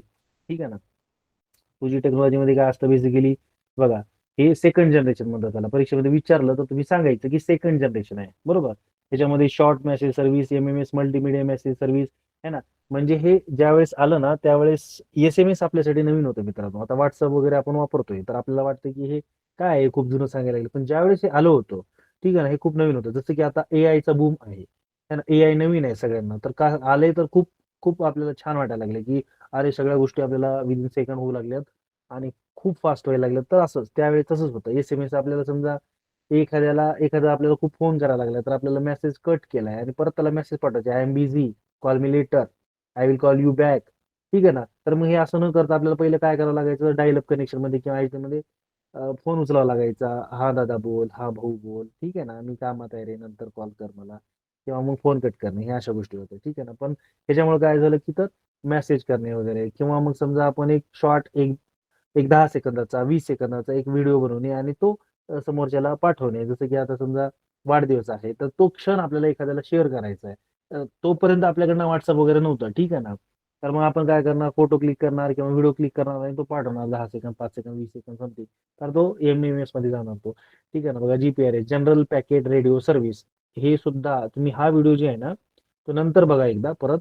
आणि हे सगळं जे आहेत ना लॉंग फॉर्म वगैरे लिहून घ्या. जर कोणाकडे वही पेन असेल तर लिहून घ्या. General packet radio service, EDGE enhanced data rates for GSM है ना. हे काय असणार आहे बेसिकली, हे उदाहरण आहे याचे 2G चे. ठीक आहे ना. पहिले जे सिम कार्ड राहायचे ना, GPRS सिम जर असेल कोणाकडे तर 114 kbps पर्यंतची स्पीड होती त्याची. आणि एज जर सिम असेल सिम कार्ड तर त्याच्याकडे 384 kbps, म्हणजे एका सेकंदाला 384 KB तो काय करतोय, डेटा ट्रान्सफर करतोय किंवा डेटा घेतोय तो. आणि GPRS असेल तर 114, म्हणजे GPRS पेक्षा एज जे असणार आहे ना, ते टेक्नॉलॉजी थोडीशी ऍडव्हान्स होती. ही टेक्नॉलॉजी आहेत मित्रांनो, एकापेक्षा एक. ठीक आहे ना.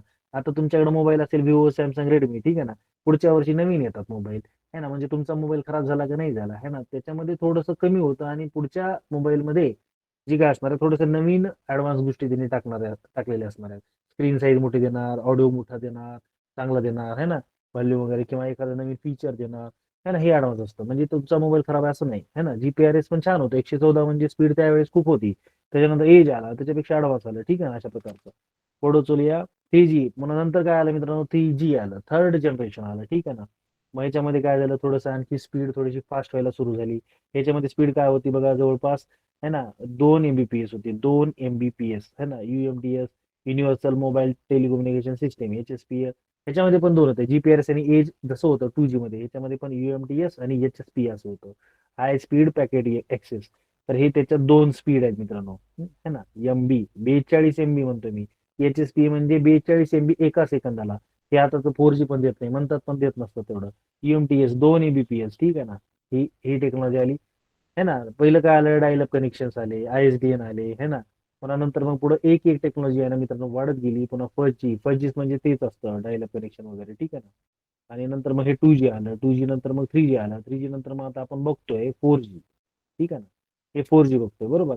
4G fourth generation. आता नंतर 5 आलं, 5G फिफ्थ जनरेशन. ठीक आहे ना. म्हणजे हे पिढ्या असतात. जसं 5वं जनरेशन चालू आहे कम्प्युटरचं है ना, तसंच हे 5वं जनरेशन चालू आहे इंटरनेटचं मित्रांनो. ठीक आहे ना.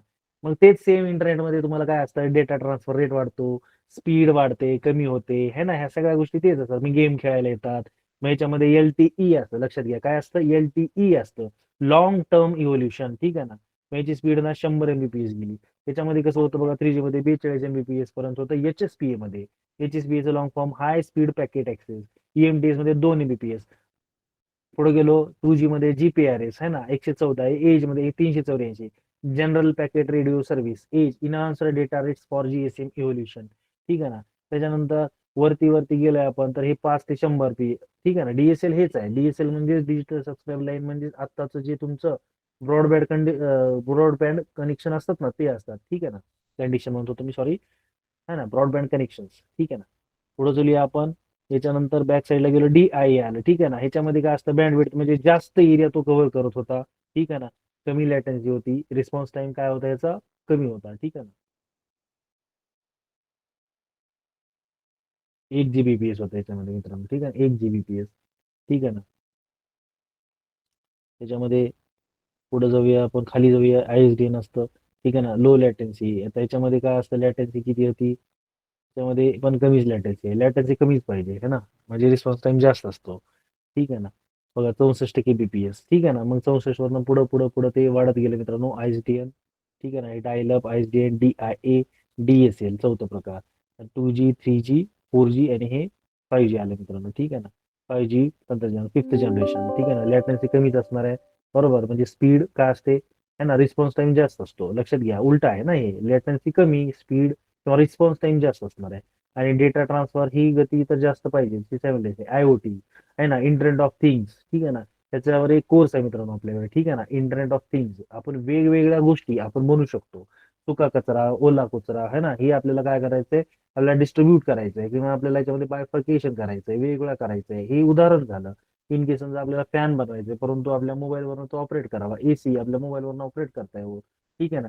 किंवा आपल्याला समजा आपल्या जे काही घरावरती हे असतं, सिंटॅक्स असतं, त्याचं पाणी भरलंय, तर ते पाणी आपल्याला भरलंय किंवा नाही भरलं है ना, कमी झाले, तर हे आपल्याला वेळेवर कळावं, ठीक आहे ना. मग आपण समजा एखादं हीटर लावलंय पाणी गरम करायला आणि पाणी गरम झालंय का नाही हे सांगण्यासाठी एक मशीन तुम्ही छोटीशी तयार केला, ठीक आहे ना. म्हणजे अशा इनोव्हेटिव्ह गोष्टी ना मित्रांनो आपण IoT हे ना या टेक्नॉलॉजीमध्ये करू शकतो, ठीक आहे ना. ही जेवढं इंटरनेट फास्ट असणार आहे, जेवढं छान असणार आहे, जेवढं चांगलं असणार आहे, तेवढं आपल्याला ही टेक्नॉलॉजी वापरता येते मित्रांनो. खूप काही वास्ट गोष्टी असणार IoT मध्ये, ते आपण करू शकतो, ठीक आहे ना. पुढे तुला सेम इंटरनेटचा उपयोग शिक्षणामध्ये, व्यवसायामध्ये, मनोरंजनामध्ये, आरोग्यामध्ये, हे ना, कुठलंही असं सेक्टर नाही ज्याच्यामध्ये आपल्याला इंटरनेटचा उपयोग होणार नाही, बरोबर. आपलं डेली लाईफ सकाळपासून संध्याकाळपर्यंत झोपेपर्यंत आपण रील्स बघत असतो मित्रांनो, है ना. आपण म्हणजे तुम्ही बघत असतात, है ना. तर हे सगळ्या गोष्टी ज्या असतात ना, हे आपण इंटरनेटच्या माध्यमातून करत असतो, बरोबर. हे अशा गोष्टी आहेत मित्रांनो, डेली लाईफ मध्ये जे वापरतो. तुम्हाला सर्व गोष्टी माहिती आहेत, बँकिंग मध्ये किंवा आपलं तिकीट बुक करायचं असेल, है ना, शिक्षणामध्ये, है ना. आपल्याला समजा आता आपण शिकतोय तर इंटरनेटच्या माध्यमातून आपण एकमेकांसोबत बोलत आहे किंवा आपलं बोलणं एकमेकांचं ऐकत आहे, बरोबर. तुमच्या रिएक्शन्स वगैरे सगळ्या गोष्टी आपण इंटरनेटच्या माध्यमातून ऐकत आहे मित्रांनो. या सगळ्या गोष्टी असणार आहेत त्याच्यात, ठीक आहे ना.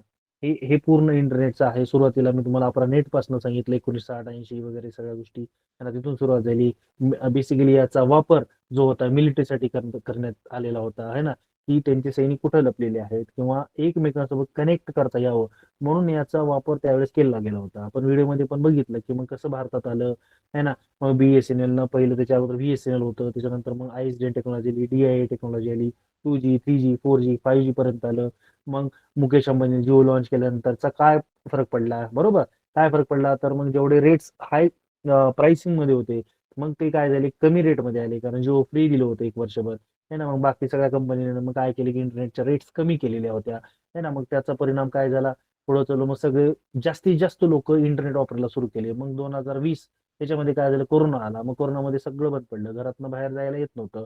मग त्या काळामध्ये आपण जे आहे ना, शिक्षण म्हणा, है ना, किंवा कुठलंही काम म्हणा, IT सेक्टर मधलं काम, बँकिंग मधलं काम किंवा जवळपास बऱ्याच ठिकाणचं काम जे असतं ना मित्रांनो, हे इंटरनेट मुळे आपल्याला सोयीस्कर झालं. घरी बसून काही काम करता येत होते, है ना. मग इंटरनेटचा वापर जास्त वाढला, हे तर लक्षात. आता पुढे पण 6G, 7G, 8G हे अशा टेक्नॉलॉजी आहेत जी भविष्यात पण येतील मित्रांनो, ठीक आहे ना. बर, इथपर्यंत काही अडचण? हॅलो.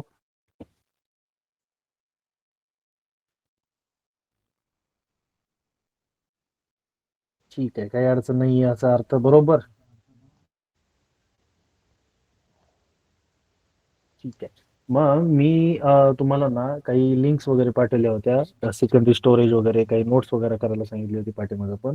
परत काही नवीन विद्यार्थ्यांना आयडिया नसेल त्याची, है ना, पण त्यांनी ना सेकंडरी स्टोरेजचं वगैरे मी आज उद्यामध्ये हे सगळे जे व्हिडिओज आहेत, है ना, ते टाकणार आहे. तुम्ही सेकंडरी स्टोरेजचा तो पार्ट बघा. त्याच्यानंतर ना आपल्याला ना हा पार्ट लक्षात येईल मित्रांनो, ठीक आहे ना. हे थोडस सांगतो तुम्हाला, लक्षात घ्या. सेकंडरी स्टोरेज मध्ये काय असतं, बेसिकली रॅम रोम याच्यावरती माहिती सांगितलेली आहे, बरोबर. हे पूर्ण व्हिडिओ बघा आणि त्याच्यामध्ये थोडासा पॉईंट कव्हर करायचा राहिलेला आहे, तुम्ही इथं कव्हर करतो, ठीक आहे ना. तर याच्यामध्ये काय असतं मित्रांनो, बेसिकली बघा आता, मेमरी प्रत्येकाला असते. माणसाची मेमरी आहे है ना, आणि कम्प्युटरची पण मेमरी आहे, बरोबर. मग कम्प्युटरची मेमरी जी असते ना, बेसिकली ही जी असते बीट्स मध्ये काय केली जाते, मोजली जाते. कशामध्ये? बीट्स मध्ये, बरोबर. मग याच्यामध्ये एक बीट म्हणजे काय असतं, 0 किंवा 1, बरोबर. एक बीट म्हणजे 0 किंवा 1 असतं, बरोबर, बायनरी डिजिट मध्ये. 4 बीट म्हणजे एक निब्बल असतं, लक्षात घ्या. आणि 8 बीट म्हणजे एक बाईट असतं, लक्षात घ्या मित्रांनो. 8 बीट म्हणजे एक बाईट असतं, ठीक आहे ना. मग असे 1024 बाईट, लक्षात घ्या. इथले 1024 बाईट म्हणजे 1 किलो बाईट केबी, लक्षात घ्या. 1024 बाईट म्हणजे 1 किलो बाईट. परंतु एक बाईट म्हणजे किती? तर एक बाईट म्हणजे 8 बीट. बर, 8 बीट मध्ये अर्धा अर्धा जर केला आपण, तर 4 बीट म्हणजे एक निब्बल, म्हणजे 2 निब्बल म्हणजे एक बाईट. करेक्ट आहे का? हे 2 निब्बल म्हणजे एक बाईट. करेक्ट आहे का? पण आपण असं गृहीत धरूया, एक बाईट म्हणजे 8 बीट, बरोबर. आणि एक बीट म्हणजे 0 किंवा 1. एक तर 0 आहे किंवा एक 1 आहे, येते लक्षात. एक तर 0 आहे किंवा 1 आहे. एक सेकंद, मला कॉल आलो होता. हॅलो, ठीक आहे. एक तरी 0 आहे किंवा 1 आहे, तो झाला एक बीट, बरोबर. मग हे काय झालं पुढं, की 4 बीट म्हणजे एक निब्बल, 8 बीट म्हणजे एक बाईट, बरोबर. मग 1024 बाईट म्हणजे एक केबी. मग तसंच 1024 केबी म्हणजे एक एमबी. एमबी काय असतं बघा, एक मेगाबाईट. मग 1024 एमबी म्हणजे एक जीबी. 1024 जीबी म्हणजे एक टीबी. 1024 टीबी म्हणजे एक पीबी, बरोबर. आणि 1024 पीबी म्हणजे एक ईबी, एक्झाबाईट. 1024 ईबी म्हणजे एक झेडबी, झेटाबाईट, बरोबर. हॅलो, ऐकायला येते सगळ्यांना? ठीक आहे. मग 1024 झेडबी म्हणजे एक योटाबाईट, बरोबर. 1024 वायबी म्हणजे एक ब्रोंटोबाईट, आहे ना. आणि 1024 ब्रोंटोबाईट्स म्हणजे एक जिओबाईट. येते लक्षात? तर मित्रांनो, इथपर्यंत जे आहे ना आपण डेटा दिलेला आहे, तुम्ही कुठल्याही एमएससीआयटी सेंटरला जावा, तुम्हाला ना जास्तीत जास्त टीबी पर्यंत किंवा पीबी पर्यंत शिकवतील. येते लक्षात तुम्हाला? पीबी पर्यंत, हे जे पीबी असतं ना विद्यार्थी मित्रांनो, पेटाबाईट, इथपर्यंत शिकवतात, ठीक आहे ना. ह्याच्या पुढलं तुम्हाला सांगत नसतात. म्हणजे इतकं ऍडव्हान्स जे आहे ना आपण तुम्हाला सांगत असतोय, ठीक आहे ना. तर जसं मी उदाहरण प्रत्येक वेळा देत असतो, आपण मंदिराच्या बाहेर थांबलेलो आहे प्रसाद घेण्यासाठी. आपल्याला अपेक्षित आहे की हा महाराज आपल्याला प्रसाद देणार आहे, आपल्याला चिमूटभर प्रसाद देणार आहे. काय देणार आहे? चिमूटभर प्रसाद देणार आहे, बरोबर. तर मग आपल्याला ना चिमूटभर प्रसाद घ्यायचंय, की महाराज देतोय पूर्ण पातेलं भरून ते प्रसाद घ्यायचंय, जेणेकरून आपल्याला ना काय करायचं, आपलं पोट भरावं, बरोबर. तर आपल्याला काय करायचं ते आपण लक्षात ठेवायचंय. लक्षात येईल तुम्हाला? तर इथं जे महाराज असतात ना, है ना, आपल्या सेंटरचे, ते काय करत असतात, बेसिकली तुम्हाला पूर्ण माहिती देत असतात, ठीक आहे ना. ते आपण मित्रांनो लक्षात घेणं गरजेचं आहे. चला पुढे चलूया. रॅमची जनरेशन असतात, जसं की कम्प्युटरचे जनरेशन आहेत, इंटरनेटचे पण जनरेशन आहेत, रॅमचे पण जनरेशन आहेत, बरोबर. हे बघा 5 जनरेशन आहेत त्याचे, ऍक्च्युली 6 आहेत ऑलरेडी. पहिलं जे जनरेशन आहे, ज्यावेळेस रॅम आलं होतं, HD रॅम म्हणतात त्याला, बरोबर. है ना, सिंक्रोनस डायनॅमिक रॅम म्हणतात, रॅन्डम ऍक्सेस मेमरी. आता हे कधी कळणार, ज्यावेळेस तुम्ही तो व्हिडिओ बघणार, करेक्ट आहे. SD रॅम, बरोबर. त्याच्यानंतर DDR1, बरोबर. DDR1 काय असतं, डबल डेटा रेट, लक्षात घ्या. हॅलो, डबल डेटा रेट काय असतं, डबल डेटा रेट, बरोबर. त्याच्यानंतर double data rate 2, double data rate 3, double data rate 4, double data rate 5. हे बघा, वेगवेगळ्या प्रकारचे हे वेगवेगळे काय असतात मित्रांनो, हे रॅम्स असतात. बघा, HDRM अशी रॅम होती, DDR1 अशा प्रकारची रॅम आहे. बघा, ह्याचे खाच वगैरे दिसतात इथं तुम्हाला, हे वेगवेगळ्या प्रकारचे असतात. इथं स्लॉट आहेत बघा, हे हे दिसतात ना स्लॉट, इथं जे आहेत ना वेगवेगळे स्लॉट आहेत. म्हणजे समजा एखाद्या ठिकाणी DDR1 हे जर रॅम बसत असेल आणि तुम्ही जर तिथं DDR2 बसवत असाल तर बसणार नाही, ठीक आहे ना. आता प्रत्येक जसं जसं पुढे जाईल ना, हे रॅम जे असते ना ऍडव्हान्स होत जाते. काय होत जाते? ऍडव्हान्स होत जाते. मग ते बसणार नाही, त्याचं ना तशा पद्धतीची बनावट असते. मग DDR3 रॅम बघा, ह्याच्यामध्ये ही बनावट जी आहे ना थोडीशी वेगळी आहे, ही बनावट जी आहे ना थोडीशी वेगळी आहे, ठीक आहे ना. तर हे जसं जसं पुढे जाईल ना तसं तसं रॅम, किंवा जसं की तुम्ही तुमचं पीसी किंवा तुमचा मोबाईल, तुम्ही जर गेम खेळत असाल तर हँग होतो है ना. तर रॅम काय असते, कमी पडते त्याला है ना. जेवढी जास्त रॅम असते तेवढं तुमची स्पीड जास्त असते, चांगली असते. त्यालाच म्हणायचं रॅम जनरेशन. ठीक आहे, पुढे चलूया. आता बघा हे DDR2, DDR3, 4, 5 हे तर बघितलेच आपण. आता हे सांगितलेलं रिलीज डेट 2000 मध्ये आलं, हे 2003, 7, 12 आणि 20 घेते लक्षात. मग नंतर ना त्याचं व्होल्टेज, किती व्होल्टेजवर ते ऑपरेट होतात है ना. आपलं नाहीतर असं असं नाही करायचं की आपण काय केलं, घरातलं बल्ब जसं लावतो ना होल्डर, बरोबर, तसं आपण मोठं कनेक्शन दिलं, मग तुमची रॅमच पूर्ण उडाली है ना. तसं नाही. ऍक्च्युली हे जे आहे ना, काय इलेक्ट्रॉनिक पार्ट आहे, बरोबर. तर इलेक्ट्रॉनिक्स पार्टला ना जे व्होल्टेज असतं ना, ते हे मायनर व्होल्टेज लागत असतं, कमी व्होल्टेज लागत असतं है ना. मग त्याची ही रेंज आहे. DDR1 ला 2.5, DDR2 ला 1.8, मग पुढं 1.5, 1.2, 1.1. म्हणजे काय असतं मित्रांनो, जसं जसं रॅमचे जनरेशन वाढत चाललंय तसं तसं ना त्याची जी म्हणजे इलेक्ट्रिसिटी कंझ्युम करायची जी शक्ती आहे किंवा इलेक्ट्रिसिटी कंझ्युम करायची जी ॲबिलिटी आहे ती कमी होत चालली आहे. करेक्ट का. म्हणजे DDR1 ला बिल जास्त येत होतं, DDR2 ला बिल कमी येऊ लागलं DDR1 पेक्षा. मग DDR1, DDR2 वापरून झालं, मग DDR3 आलं, मग DDR3 घेतलं तर आणखी लाईट बिल कमी येत होतं. बघा म्हणजे कसं, याला जर DDR1 ला 100 रुपये येत असेल तर याला 80 रुपये येत होतं. याला 80 रुपये बिल येत असेल तर याला 70 रुपये बिल येत होतं. याला 70 येत असेल तर याला 60 रुपये बिल येत होतं, आणि याला 60 येत असेल तर याला 50 रुपये बिल येतं. येतं लक्षात. त्याच्यामुळे हे ऍडव्हान्स होत गेलं. मग नंतर मग ते चिपची डेन्सिटीज म्हणजे किती बसतं किंवा किती जीबी पर्यंत ते एक्सटेंड करता येतं है ना. म्हणतो ना आपण की किती जीबीची रॅम आहे तुझी, 2 GB, 4 GB, 3 GB है ना, 8 GB, 16 GB. तर ते किती जीबीची रॅम आहे, तर DDR5 8 GB पासून 64 GB पर्यंत बसवता येते. DDR4 2 GB पासून 16 GB पर्यंत. DDR3 512 पासून 8 GB पर्यंत. 128 पासून 4 GB पर्यंत. DDR1 128 पासून 1 GB पर्यंत. ठीक आहे ना. आणि डेटा रेट म्हणजे किती डेटा जो असतो ना तो ट्रान्सफर करतो, तर एका सेकंदाला इतका डेटा 200 ते 400 MT हे डेटा रेट्स तो काय करत असतो, ट्रान्सफर करत असतो है ना. तर असं MB वगैरे आपण गृहीत धरू शकतो. ठीक आहे ना. अशा प्रकारचं DDR किंवा रॅम हे असं वर्क करत असतं मित्रांनो. ठीक आहे ना. हे तेच सांगितलेलं आहे. हे वेगवेगळे DDR1, 2, 3 हे जे आहेत ना मित्रांनो, हे वेगवेगळ्या प्रकारच्या रॅमचे वेगवेगळे नाव आहेत. बघा याच्यामध्ये पण प्रकार आहेत. ठीक आहे ना. DDR 200, 66, 333, 400 हे प्रकार आहेत. तर मग तुम्ही काय करता मार्केटमध्ये, की बाबा मला, तुम्हाला माहिती आहे की DDR3 छान असते, मग DDR3 रॅम दे. मग ह्या रॅमची किंमत असते समजा 3000 रुपये, आणि ह्या रॅमची किंमत असते समजा 1000 रुपये.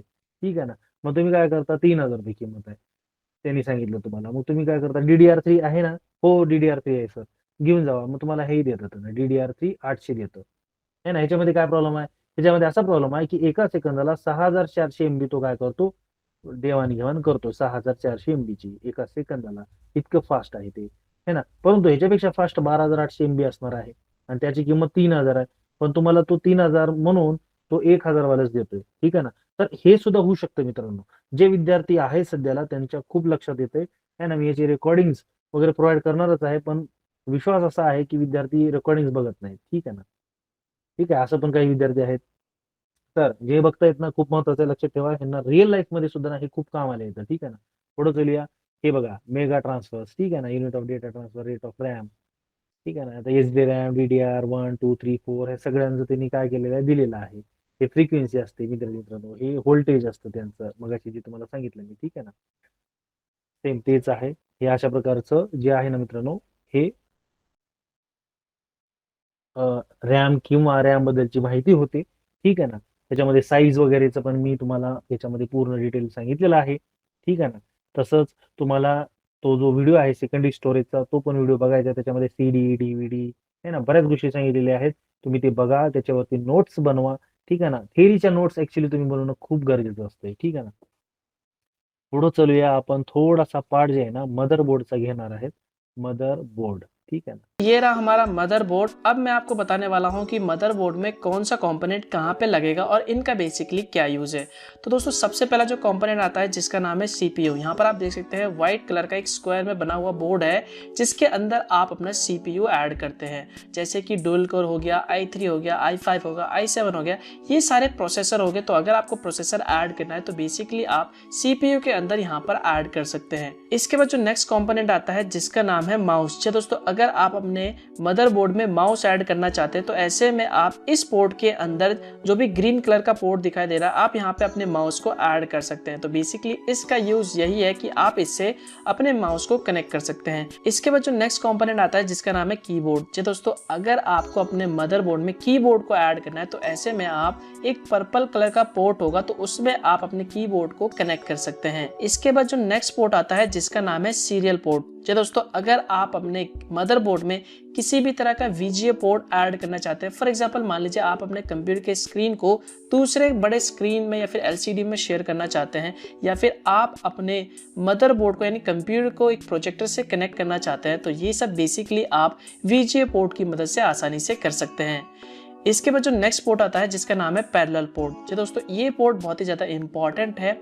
मान लीजिए अगर आपको अपने मदरबोर्ड में किसी भी तरह का प्रिंटर या फिर स्कैनर ऐड करना है या फिर कनेक्ट करना है तो बेसिकली आप इस पोर्ट का इस्तेमाल कर सकते हैं। इसके बाद जो नेक्स्ट पोर्ट आता है जिसके बारे में आप सभी लोगों ने सुना ही होगा जिसका नाम है USB पोर्ट। जी दोस्तों, अगर आपको किसी भी तरह का एक्सटर्नल हार्ड डिस्क या फिर पेन ड्राइव कनेक्ट करना है अपने मदरबोर्ड से यानी अपने कंप्यूटर में तो बेसिकली आप इस USB पोर्ट का इस्तेमाल कर सकते हैं। इसके बाद जो नेक्स्ट पोर्ट आता है जिसका नाम है लेन केबल पोर्ट। दोस्तों, अगर आपको किसी भी तरह का नेटवर्किंग का काम है, आप अपने मदरबोर्ड में यानी कंप्यूटर में इंटरनेट यानी ईथरनेट केबल को कनेक्ट करना चाहते हैं तो बेसिकली ऐसे में आप लेन केबल पोर्ट का यानी इस पोर्ट का इस्तेमाल कर सकते हैं। इसके बाद जो नेक्स्ट पोर्ट आता है जिसका नाम है ऑडियो पोर्ट। जी दोस्तों, अगर आप अपने मदरबोर्ड में यानी कंप्यूटर में किसी भी तरह का ऑडियो या फिर माइक या फिर स्पीकर ऐड करना चाहते हैं तो ऐसे में आप इस ऑडियो पोर्ट का इस्तेमाल कर सकते हैं। इसके बाद जो नेक्स्ट कंपोनेंट आता है जिसका नाम है CMOS बैटरी। जी दोस्तों, ये बहुत ही इंपॉर्टेंट है।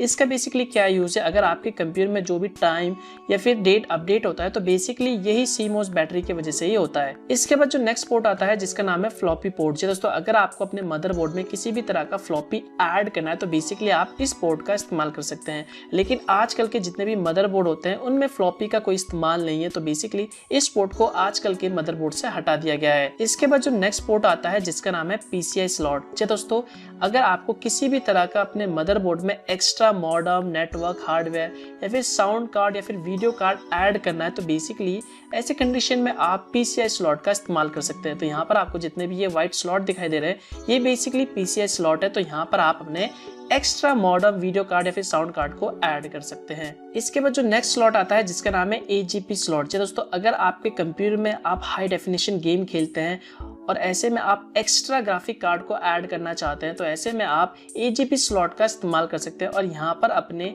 ग्राफिक कार्ड्स को ऐड कर सकते हो। इसके बाद जो नेक्स्ट कंपोनेंट आता है जिसका नाम है हीट सिंक। जी दोस्तों, ये बहुत ही इंपॉर्टेंट कंपोनेंट है।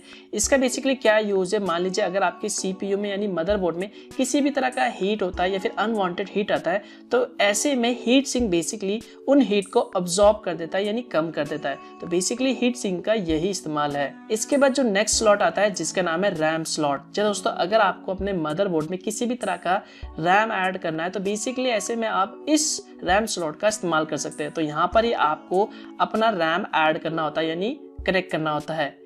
इसके बाद जो नेक्स्ट इंपॉर्टेंट कंपोनेंट आता है जिसका नाम है पावर कनेक्टर। जी दोस्तों, आपके मदरबोर्ड में जितना भी जो पावर सप्लाई होता है बेसिकली वो यहीं से होता है। यही एक पावर कनेक्टर है जिसकी मदद से आपके मदरबोर्ड में पूरा जो पावर सप्लाई होता है।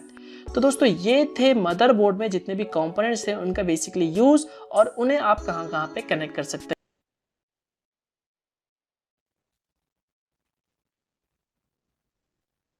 हॅलो, आवाज येतोय?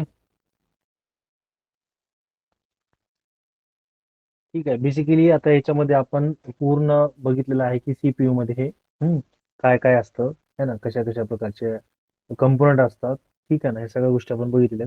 परत आपण एक छोटासा व्हिडिओ आणखी बघणार. कंप्यूटर में यहाँ पे सारे डिवाइसेस को कोऑर्डिनेट करने के लिए होता है बोर्ड, उसे हम मदरबोर्ड कहते हैं। वैसे ये सर्किट इसके अंदर बहुत सारे हैं, इसे सर्किट बोर्ड भी कहते हैं, सिस्टम बोर्ड भी कहते हैं, क्योंकि ये सिस्टम की सारी यूनिट्स यहाँ पे एलोकेट करता है। अब मैं आपको बताऊं कि यहाँ पे मदरबोर्ड के ऊपर जो पार्ट्स रहते हैं अलग अलग, वो कौन कौन से रहते हैं, उसका क्या यूज़ है, कहाँ पे CPU लगता है, कहाँ पे रैम लगती है और कैसे आप रैम को अटैच कर सकते हैं, सारी चीज़ें यहाँ पे मैं बता रहा हूँ आपको। तो सबसे पहले मैं आपको मदरबोर्ड में ये दिखाऊं कि यहाँ पे एक कुछ आपको स्क्वायर जैसा दिख रहा है, ये है CPU सॉकेट, जहाँ पे हमारा CPU इंस्टॉल होगा। बहुत सारे केसेस में मैं आपको यहाँ पे दूसरा मदरबोर्ड दिखाता हूँ जहाँ पे CPU ऑलरेडी इंस्टॉल है और इस वो मदरबोर्ड के ऊपर सीपीयू सॉकेट में लगता है और सीपीयू सॉकेट का लोकेशन कहाँ पे ये मैंने आपको बता दिया। तो आपका जो कंट्रोलर है कंप्यूटर का, जो ब्रेन है, वो भी मदरबोर्ड पे अटैच है। मदरबोर्ड उसे भी अलग अलग डिवाइसेस के साथ कोऑर्डिनेट करता है। अब मैं आपको बताऊं कि सीपीयू के बाजू में ये बड़ा सा, जैसे कभी ये गोल्डन कलर का रहता है, कभी ये सिल्वर कलर का रहता है, अलग अलग कलर के रहते हैं। यहाँ पे ये जो बड़ा सा मेटल दिख रहा है, ये मेटल हीट सिंक मटेरियल है ये, और इसके नीचे है एक ब्रिज, उसे नॉर्थ ब्रिज बोलते हैं। सीपीयू के बाजू में जो होता है वो नॉर्थ ब्रिज होता है, और उसी के आगे आएंगे तो साउथ ब्रिज। ये थोड़े से टेक्निकल टर्म है, साउथ ब्रिज और नॉर्थ ब्रिज, लेकिन नाम तो आपको पहचान के लग रहे हैं ना, वर्ड टू वर्ड। ये ब्रिज भी सीपीयू की तरह ही है, लेकिन एक छोटा सा प्रोसेसर मानो इसे, नीचे एक प्रोसेसिंग की तरह चिप रहता है, उसको कूलिंग करने के लिए ऊपर ये लगाया गया है। लेकिन ये मदरबोर्ड के ऊपर इनबिल्ट रहता है, एक्सटर्नली नहीं लगाया जाता है। सीपीयू एक्सटर्नली लगाया जाता है, माइक्रो प्रोसेसर याद रखना है। और ये नॉर्थ ब्रिज और साउथ ब्रिज। यहाँ पे मैं आपको बताऊँ कि ये मेमोरी स्लॉट के बारे में डिटेल में, यहाँ पे रैम लगती है, रैंडम एक्सेस मेमोरी, जो कि कंप्यूटर में टेम्पररी मेमोरी रहती है। कंप्यूटर का स्पीड बढ़ाने का काम वो करती है। कंप्यूटर में जो भी डेटा इंस्ट्रक्शन प्रोसेस करना है वो रैम के थ्रू फास्ट प्रोसेस होता है। मैं आपको बताऊं कि यहाँ पे अगर आप रैम इंस्टॉल करोगे, वो रैम मदरबोर्ड के साथ कोऑर्डिनेट होगी इस मेमोरी स्लॉट की वजह से। मेमोरी स्लॉट समझ में आपको, यहाँ पे रैम लगती है। मेमोरी के बारे में मैंने बताया, यहाँ पे ग्राफिक कार्ड लगता है जब आप कोई गेमिंग प्रोसेसर बनाना चाहते हो, या फिर आप कोई हाई ग्राफिक एंड सॉफ्टवेयर यूज़ कर रहे हैं, जैसे कि ऑटोकैड है जिसमें 3D यूज़ कर रहे हो, 3ds मैक्स है, रिविट है, ऐसे बहुत सारे अलग अलग 3D सॉफ्टवेयर है, 3D गेम्स के सॉफ्टवेयर भी होते हैं। So that time you need to install graphic cards in your computer, और वो इंस्टॉल करना है तो इस मदरबोर्ड के ऊपर पहले से स्लॉट दिया रहता है जहाँ पे आपको ग्राफिक कार्ड लगाना रहता है। ग्राफिक कार्ड कैसे रहता है, ये सामने इमेज आपको दिखाई दे रही है दोस्तों। फिलहाल मैं आपको बताऊं कि ग्राफिक कार्ड के बाजू में एक व्हाइट स्लॉट है, इसे बोला जाता है PCI। इसे AGP स्लॉट बोलते हैं ग्राफिक कार्ड तो इसे बोलते हैं PCI, peripheral component interconnect. Peripheral component interconnect यानी कि यहाँ पे हम कोई भी डिवाइसेस इंटरकनेक्ट कर सकते हैं पेरिफेरली। लेकिन कैसे? आप अगर मदरबोर्ड का बैक पैनल देखेंगे, ये बैक पैनल है मदरबोर्ड का, बैक पैनल में बहुत सारे अलग अलग कनेक्शंस है। यू कैन सी देयर कि बैक पैनल के अंदर यहाँ पे USB है, देन आपका लैन कार्ड भी, आगे इंफॉर्मेशन दे दूंगा आपको इसकी। लेकिन मैं आपको बताऊं कि बैक पैनल में से कोई भी पार्ट अगर नहीं वर्क कर रहा है तो आप उसके लिए कार्ड खरीद के यहाँ पे इंस्टॉल कर सकते हैं।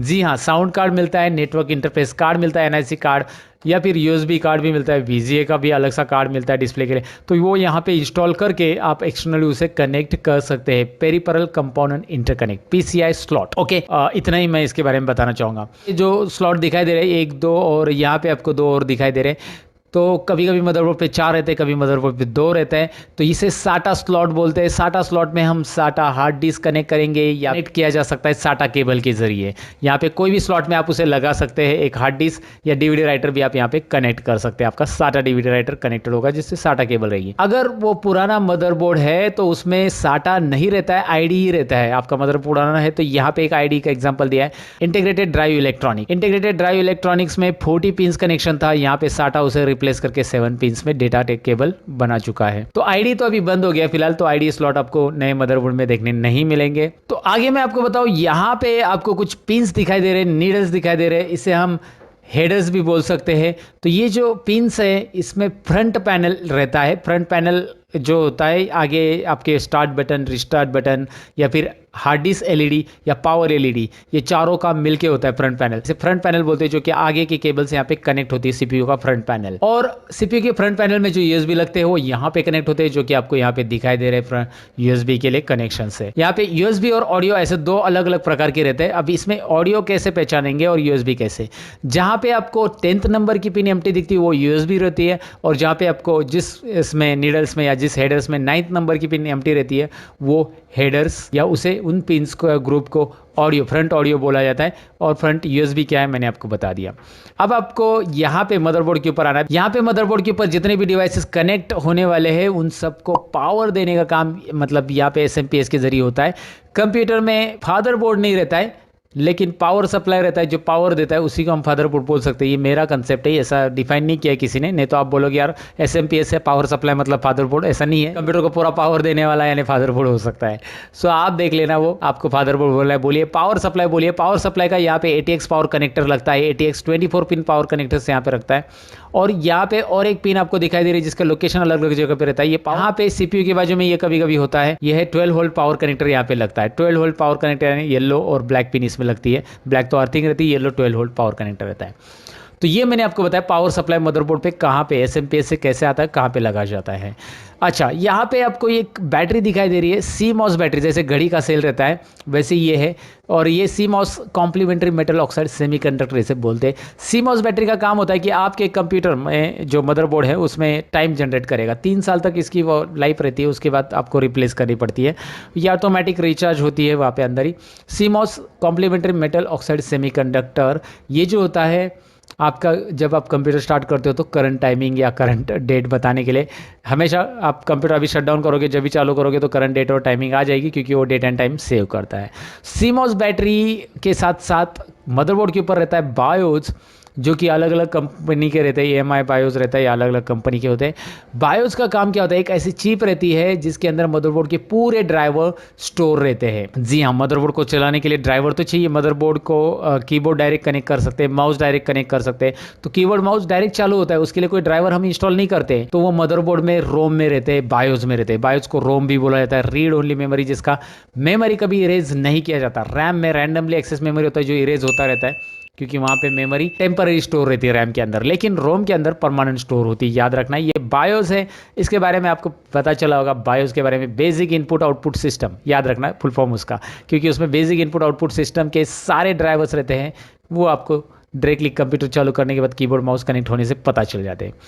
तो यहाँ पे बाकी के जो अलग अलग इलेक्ट्रॉनिक डिवाइस है, इसमें कैपेसिटर्स वगैरह आते हैं। ये इलेक्ट्रॉनिक डिवाइस है end it coordinates all the device, उसके लिए ज़रूरी रहता है, उसको आपको हाथ नहीं लगाना है। उसके बाद CPU फैन कहाँ पे कनेक्ट किया जाता है, उसके लिए यहाँ पे CPU फैन कनेक्ट करने के लिए हेडर्स रहते हैं। ये जो मैं आपको दिखा रहा हूँ, ये CPU फैन के कनेक्शन के हेडर्स है। ओके, अब मुझे आपको बैक पैनल की तरफ लेके जाना है, और ये तो मैंने मदरबोर्ड के पूरे पार्ट्स के बारे में बता दिया। बैक पैनल के बारे में अभी मुझे बताना है, तो मैं यहाँ पे लेके आता हूँ back panel. Now you can see back panel. यहाँ पे सबसे ऊपर पहले आपको दिखाई दे रहा है, लेफ्ट साइड में कीबोर्ड कनेक्शन PS2 का है, राइट साइड में माउस कनेक्शन। PS2 के कीबोर्ड और माउस लगते हैं, PS2 पिन स्क्रीन पे आपको दिखाई दे रही है। इसे थोड़ा सा लगाने के लिए ध्यान से लगाना है, नहीं तो इसकी पिन टेढ़ी हो गई तो फिर आपको सीधी करनी पड़ेगी। कभी कभी ये टूट भी जाती है, सो फिर डिफ़िकल्टी तैयार होती है, तो इसीलिए इसे ध्यान से लगाना पड़ता है। लेकिन PS2 अभी बहुत कम हो गया, क्योंकि अभी USB फास्ट आ चुका है, तो USB कीबोर्ड और माउस मिलते हैं। और यहाँ पे USB कनेक्शन आपको दिखाई दे रहा है, जिसमें आप keyboard mouse pen drive USB के सारे डिवाइसेस लगा सकते हैं, यहाँ तक स्कैनर प्रिंटर सारे USB से कनेक्टेड है आजकल, तो आप वहाँ पे लगा सकते हैं। तो यहाँ पे आगे मैं बताऊँ कि ये जो है इसे COM1 बोलते हैं। ये नए मदरबोर्ड में आपको नहीं देखने मिलेगा। COM1 यानी इस पोर्ट को सीरियल पोर्ट बोला जाता है, और राइट साइड में पैरेलल पोर्ट। ये बड़े बड़े प्रिंटर या प्लॉटर कनेक्ट करने के लिए पुराने ज़माने में यूज़ किया जाता था, लेकिन अभी ये प्लॉटर या जो पैरेलल पोर्ट है प्लॉटर कनेक्ट करने के लिए, या सीरियल पोर्ट है, ये अभी नए वाले मदरबोर्ड में आपको देखने नहीं मिलेगा, क्योंकि USB कनेक्शंस उसकी जगह रिप्लेस हो चुका है। USB काफ़ी स्पीड से आपका डेटा ट्रांसफर करता है डिवाइसेस के पास। उसके नीचे ये जो दिखाई दे रहा है आपको 15 पिन का, ये VG है, जहाँ पे आपका मॉनिटर का वायर लगने वाला है। VG videographic adapter. तो जब भी आपको मॉनिटर कनेक्ट करना है तो आपकी मॉनिटर की पिन यहाँ पे लगने वाली है दोस्तों। तो VGA के बारे में मैंने बताया। USB तो आपको पता है, यहाँ पे आपको लगाना है, आपके PC के अंदर इंटरनेट कनेक्ट करना है तो उसका लैन कनेक्शंस का ये है, मतलब ये इंटरनल NIC कार्ड है। मदरबोर्ड के ऊपर नेटवर्क इंटरफेस कार्ड इसे बोलते हैं, इसमें हम अपना इंटरनेट का वायर लगा सकते हैं। End finally here you can find out the speaker end all. तो यहाँ पे आपका साउंड सिस्टम लगता है, मिडल में आपका हेडफोन वगैरह लगता है, और यहाँ पे आपका माइक वगैरह लगता है, ये एम्पलीफायर वगैरह के लिए। सो ये है कंप्लीट मदरबोर्ड की इंफॉर्मेशन दोस्तों।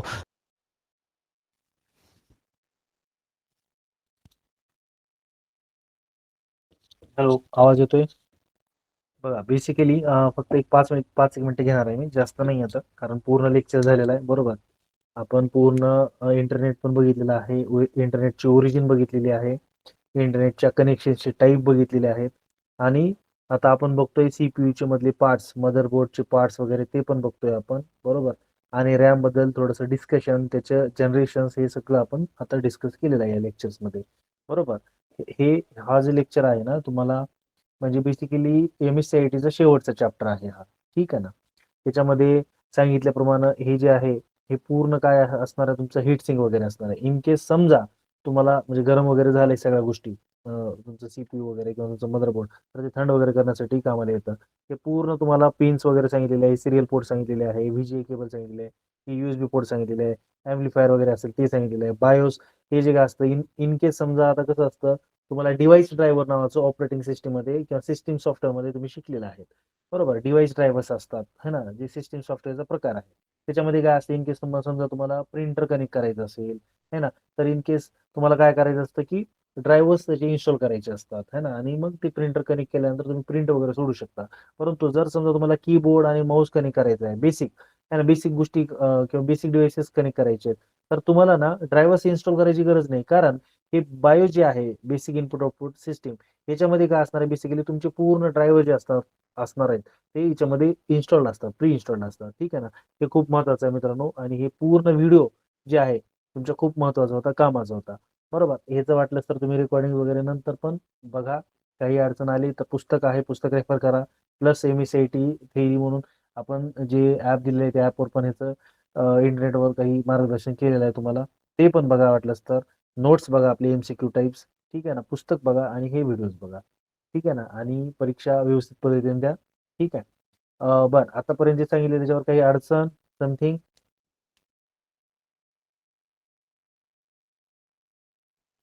कोणाला काही अडचण, काही अडचण आहे कोणाला?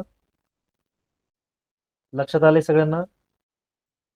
ठीक आहे, आजचा जो सेशन असणार आहे किंवा लेक्चर असणार आहे, ठीक आहे ना, आपण इथं संपूया है ना. आणि जय हिंद जय भारत करूया आपण. व्यवस्थित अभ्यास करा. जय हिंद जय भारत.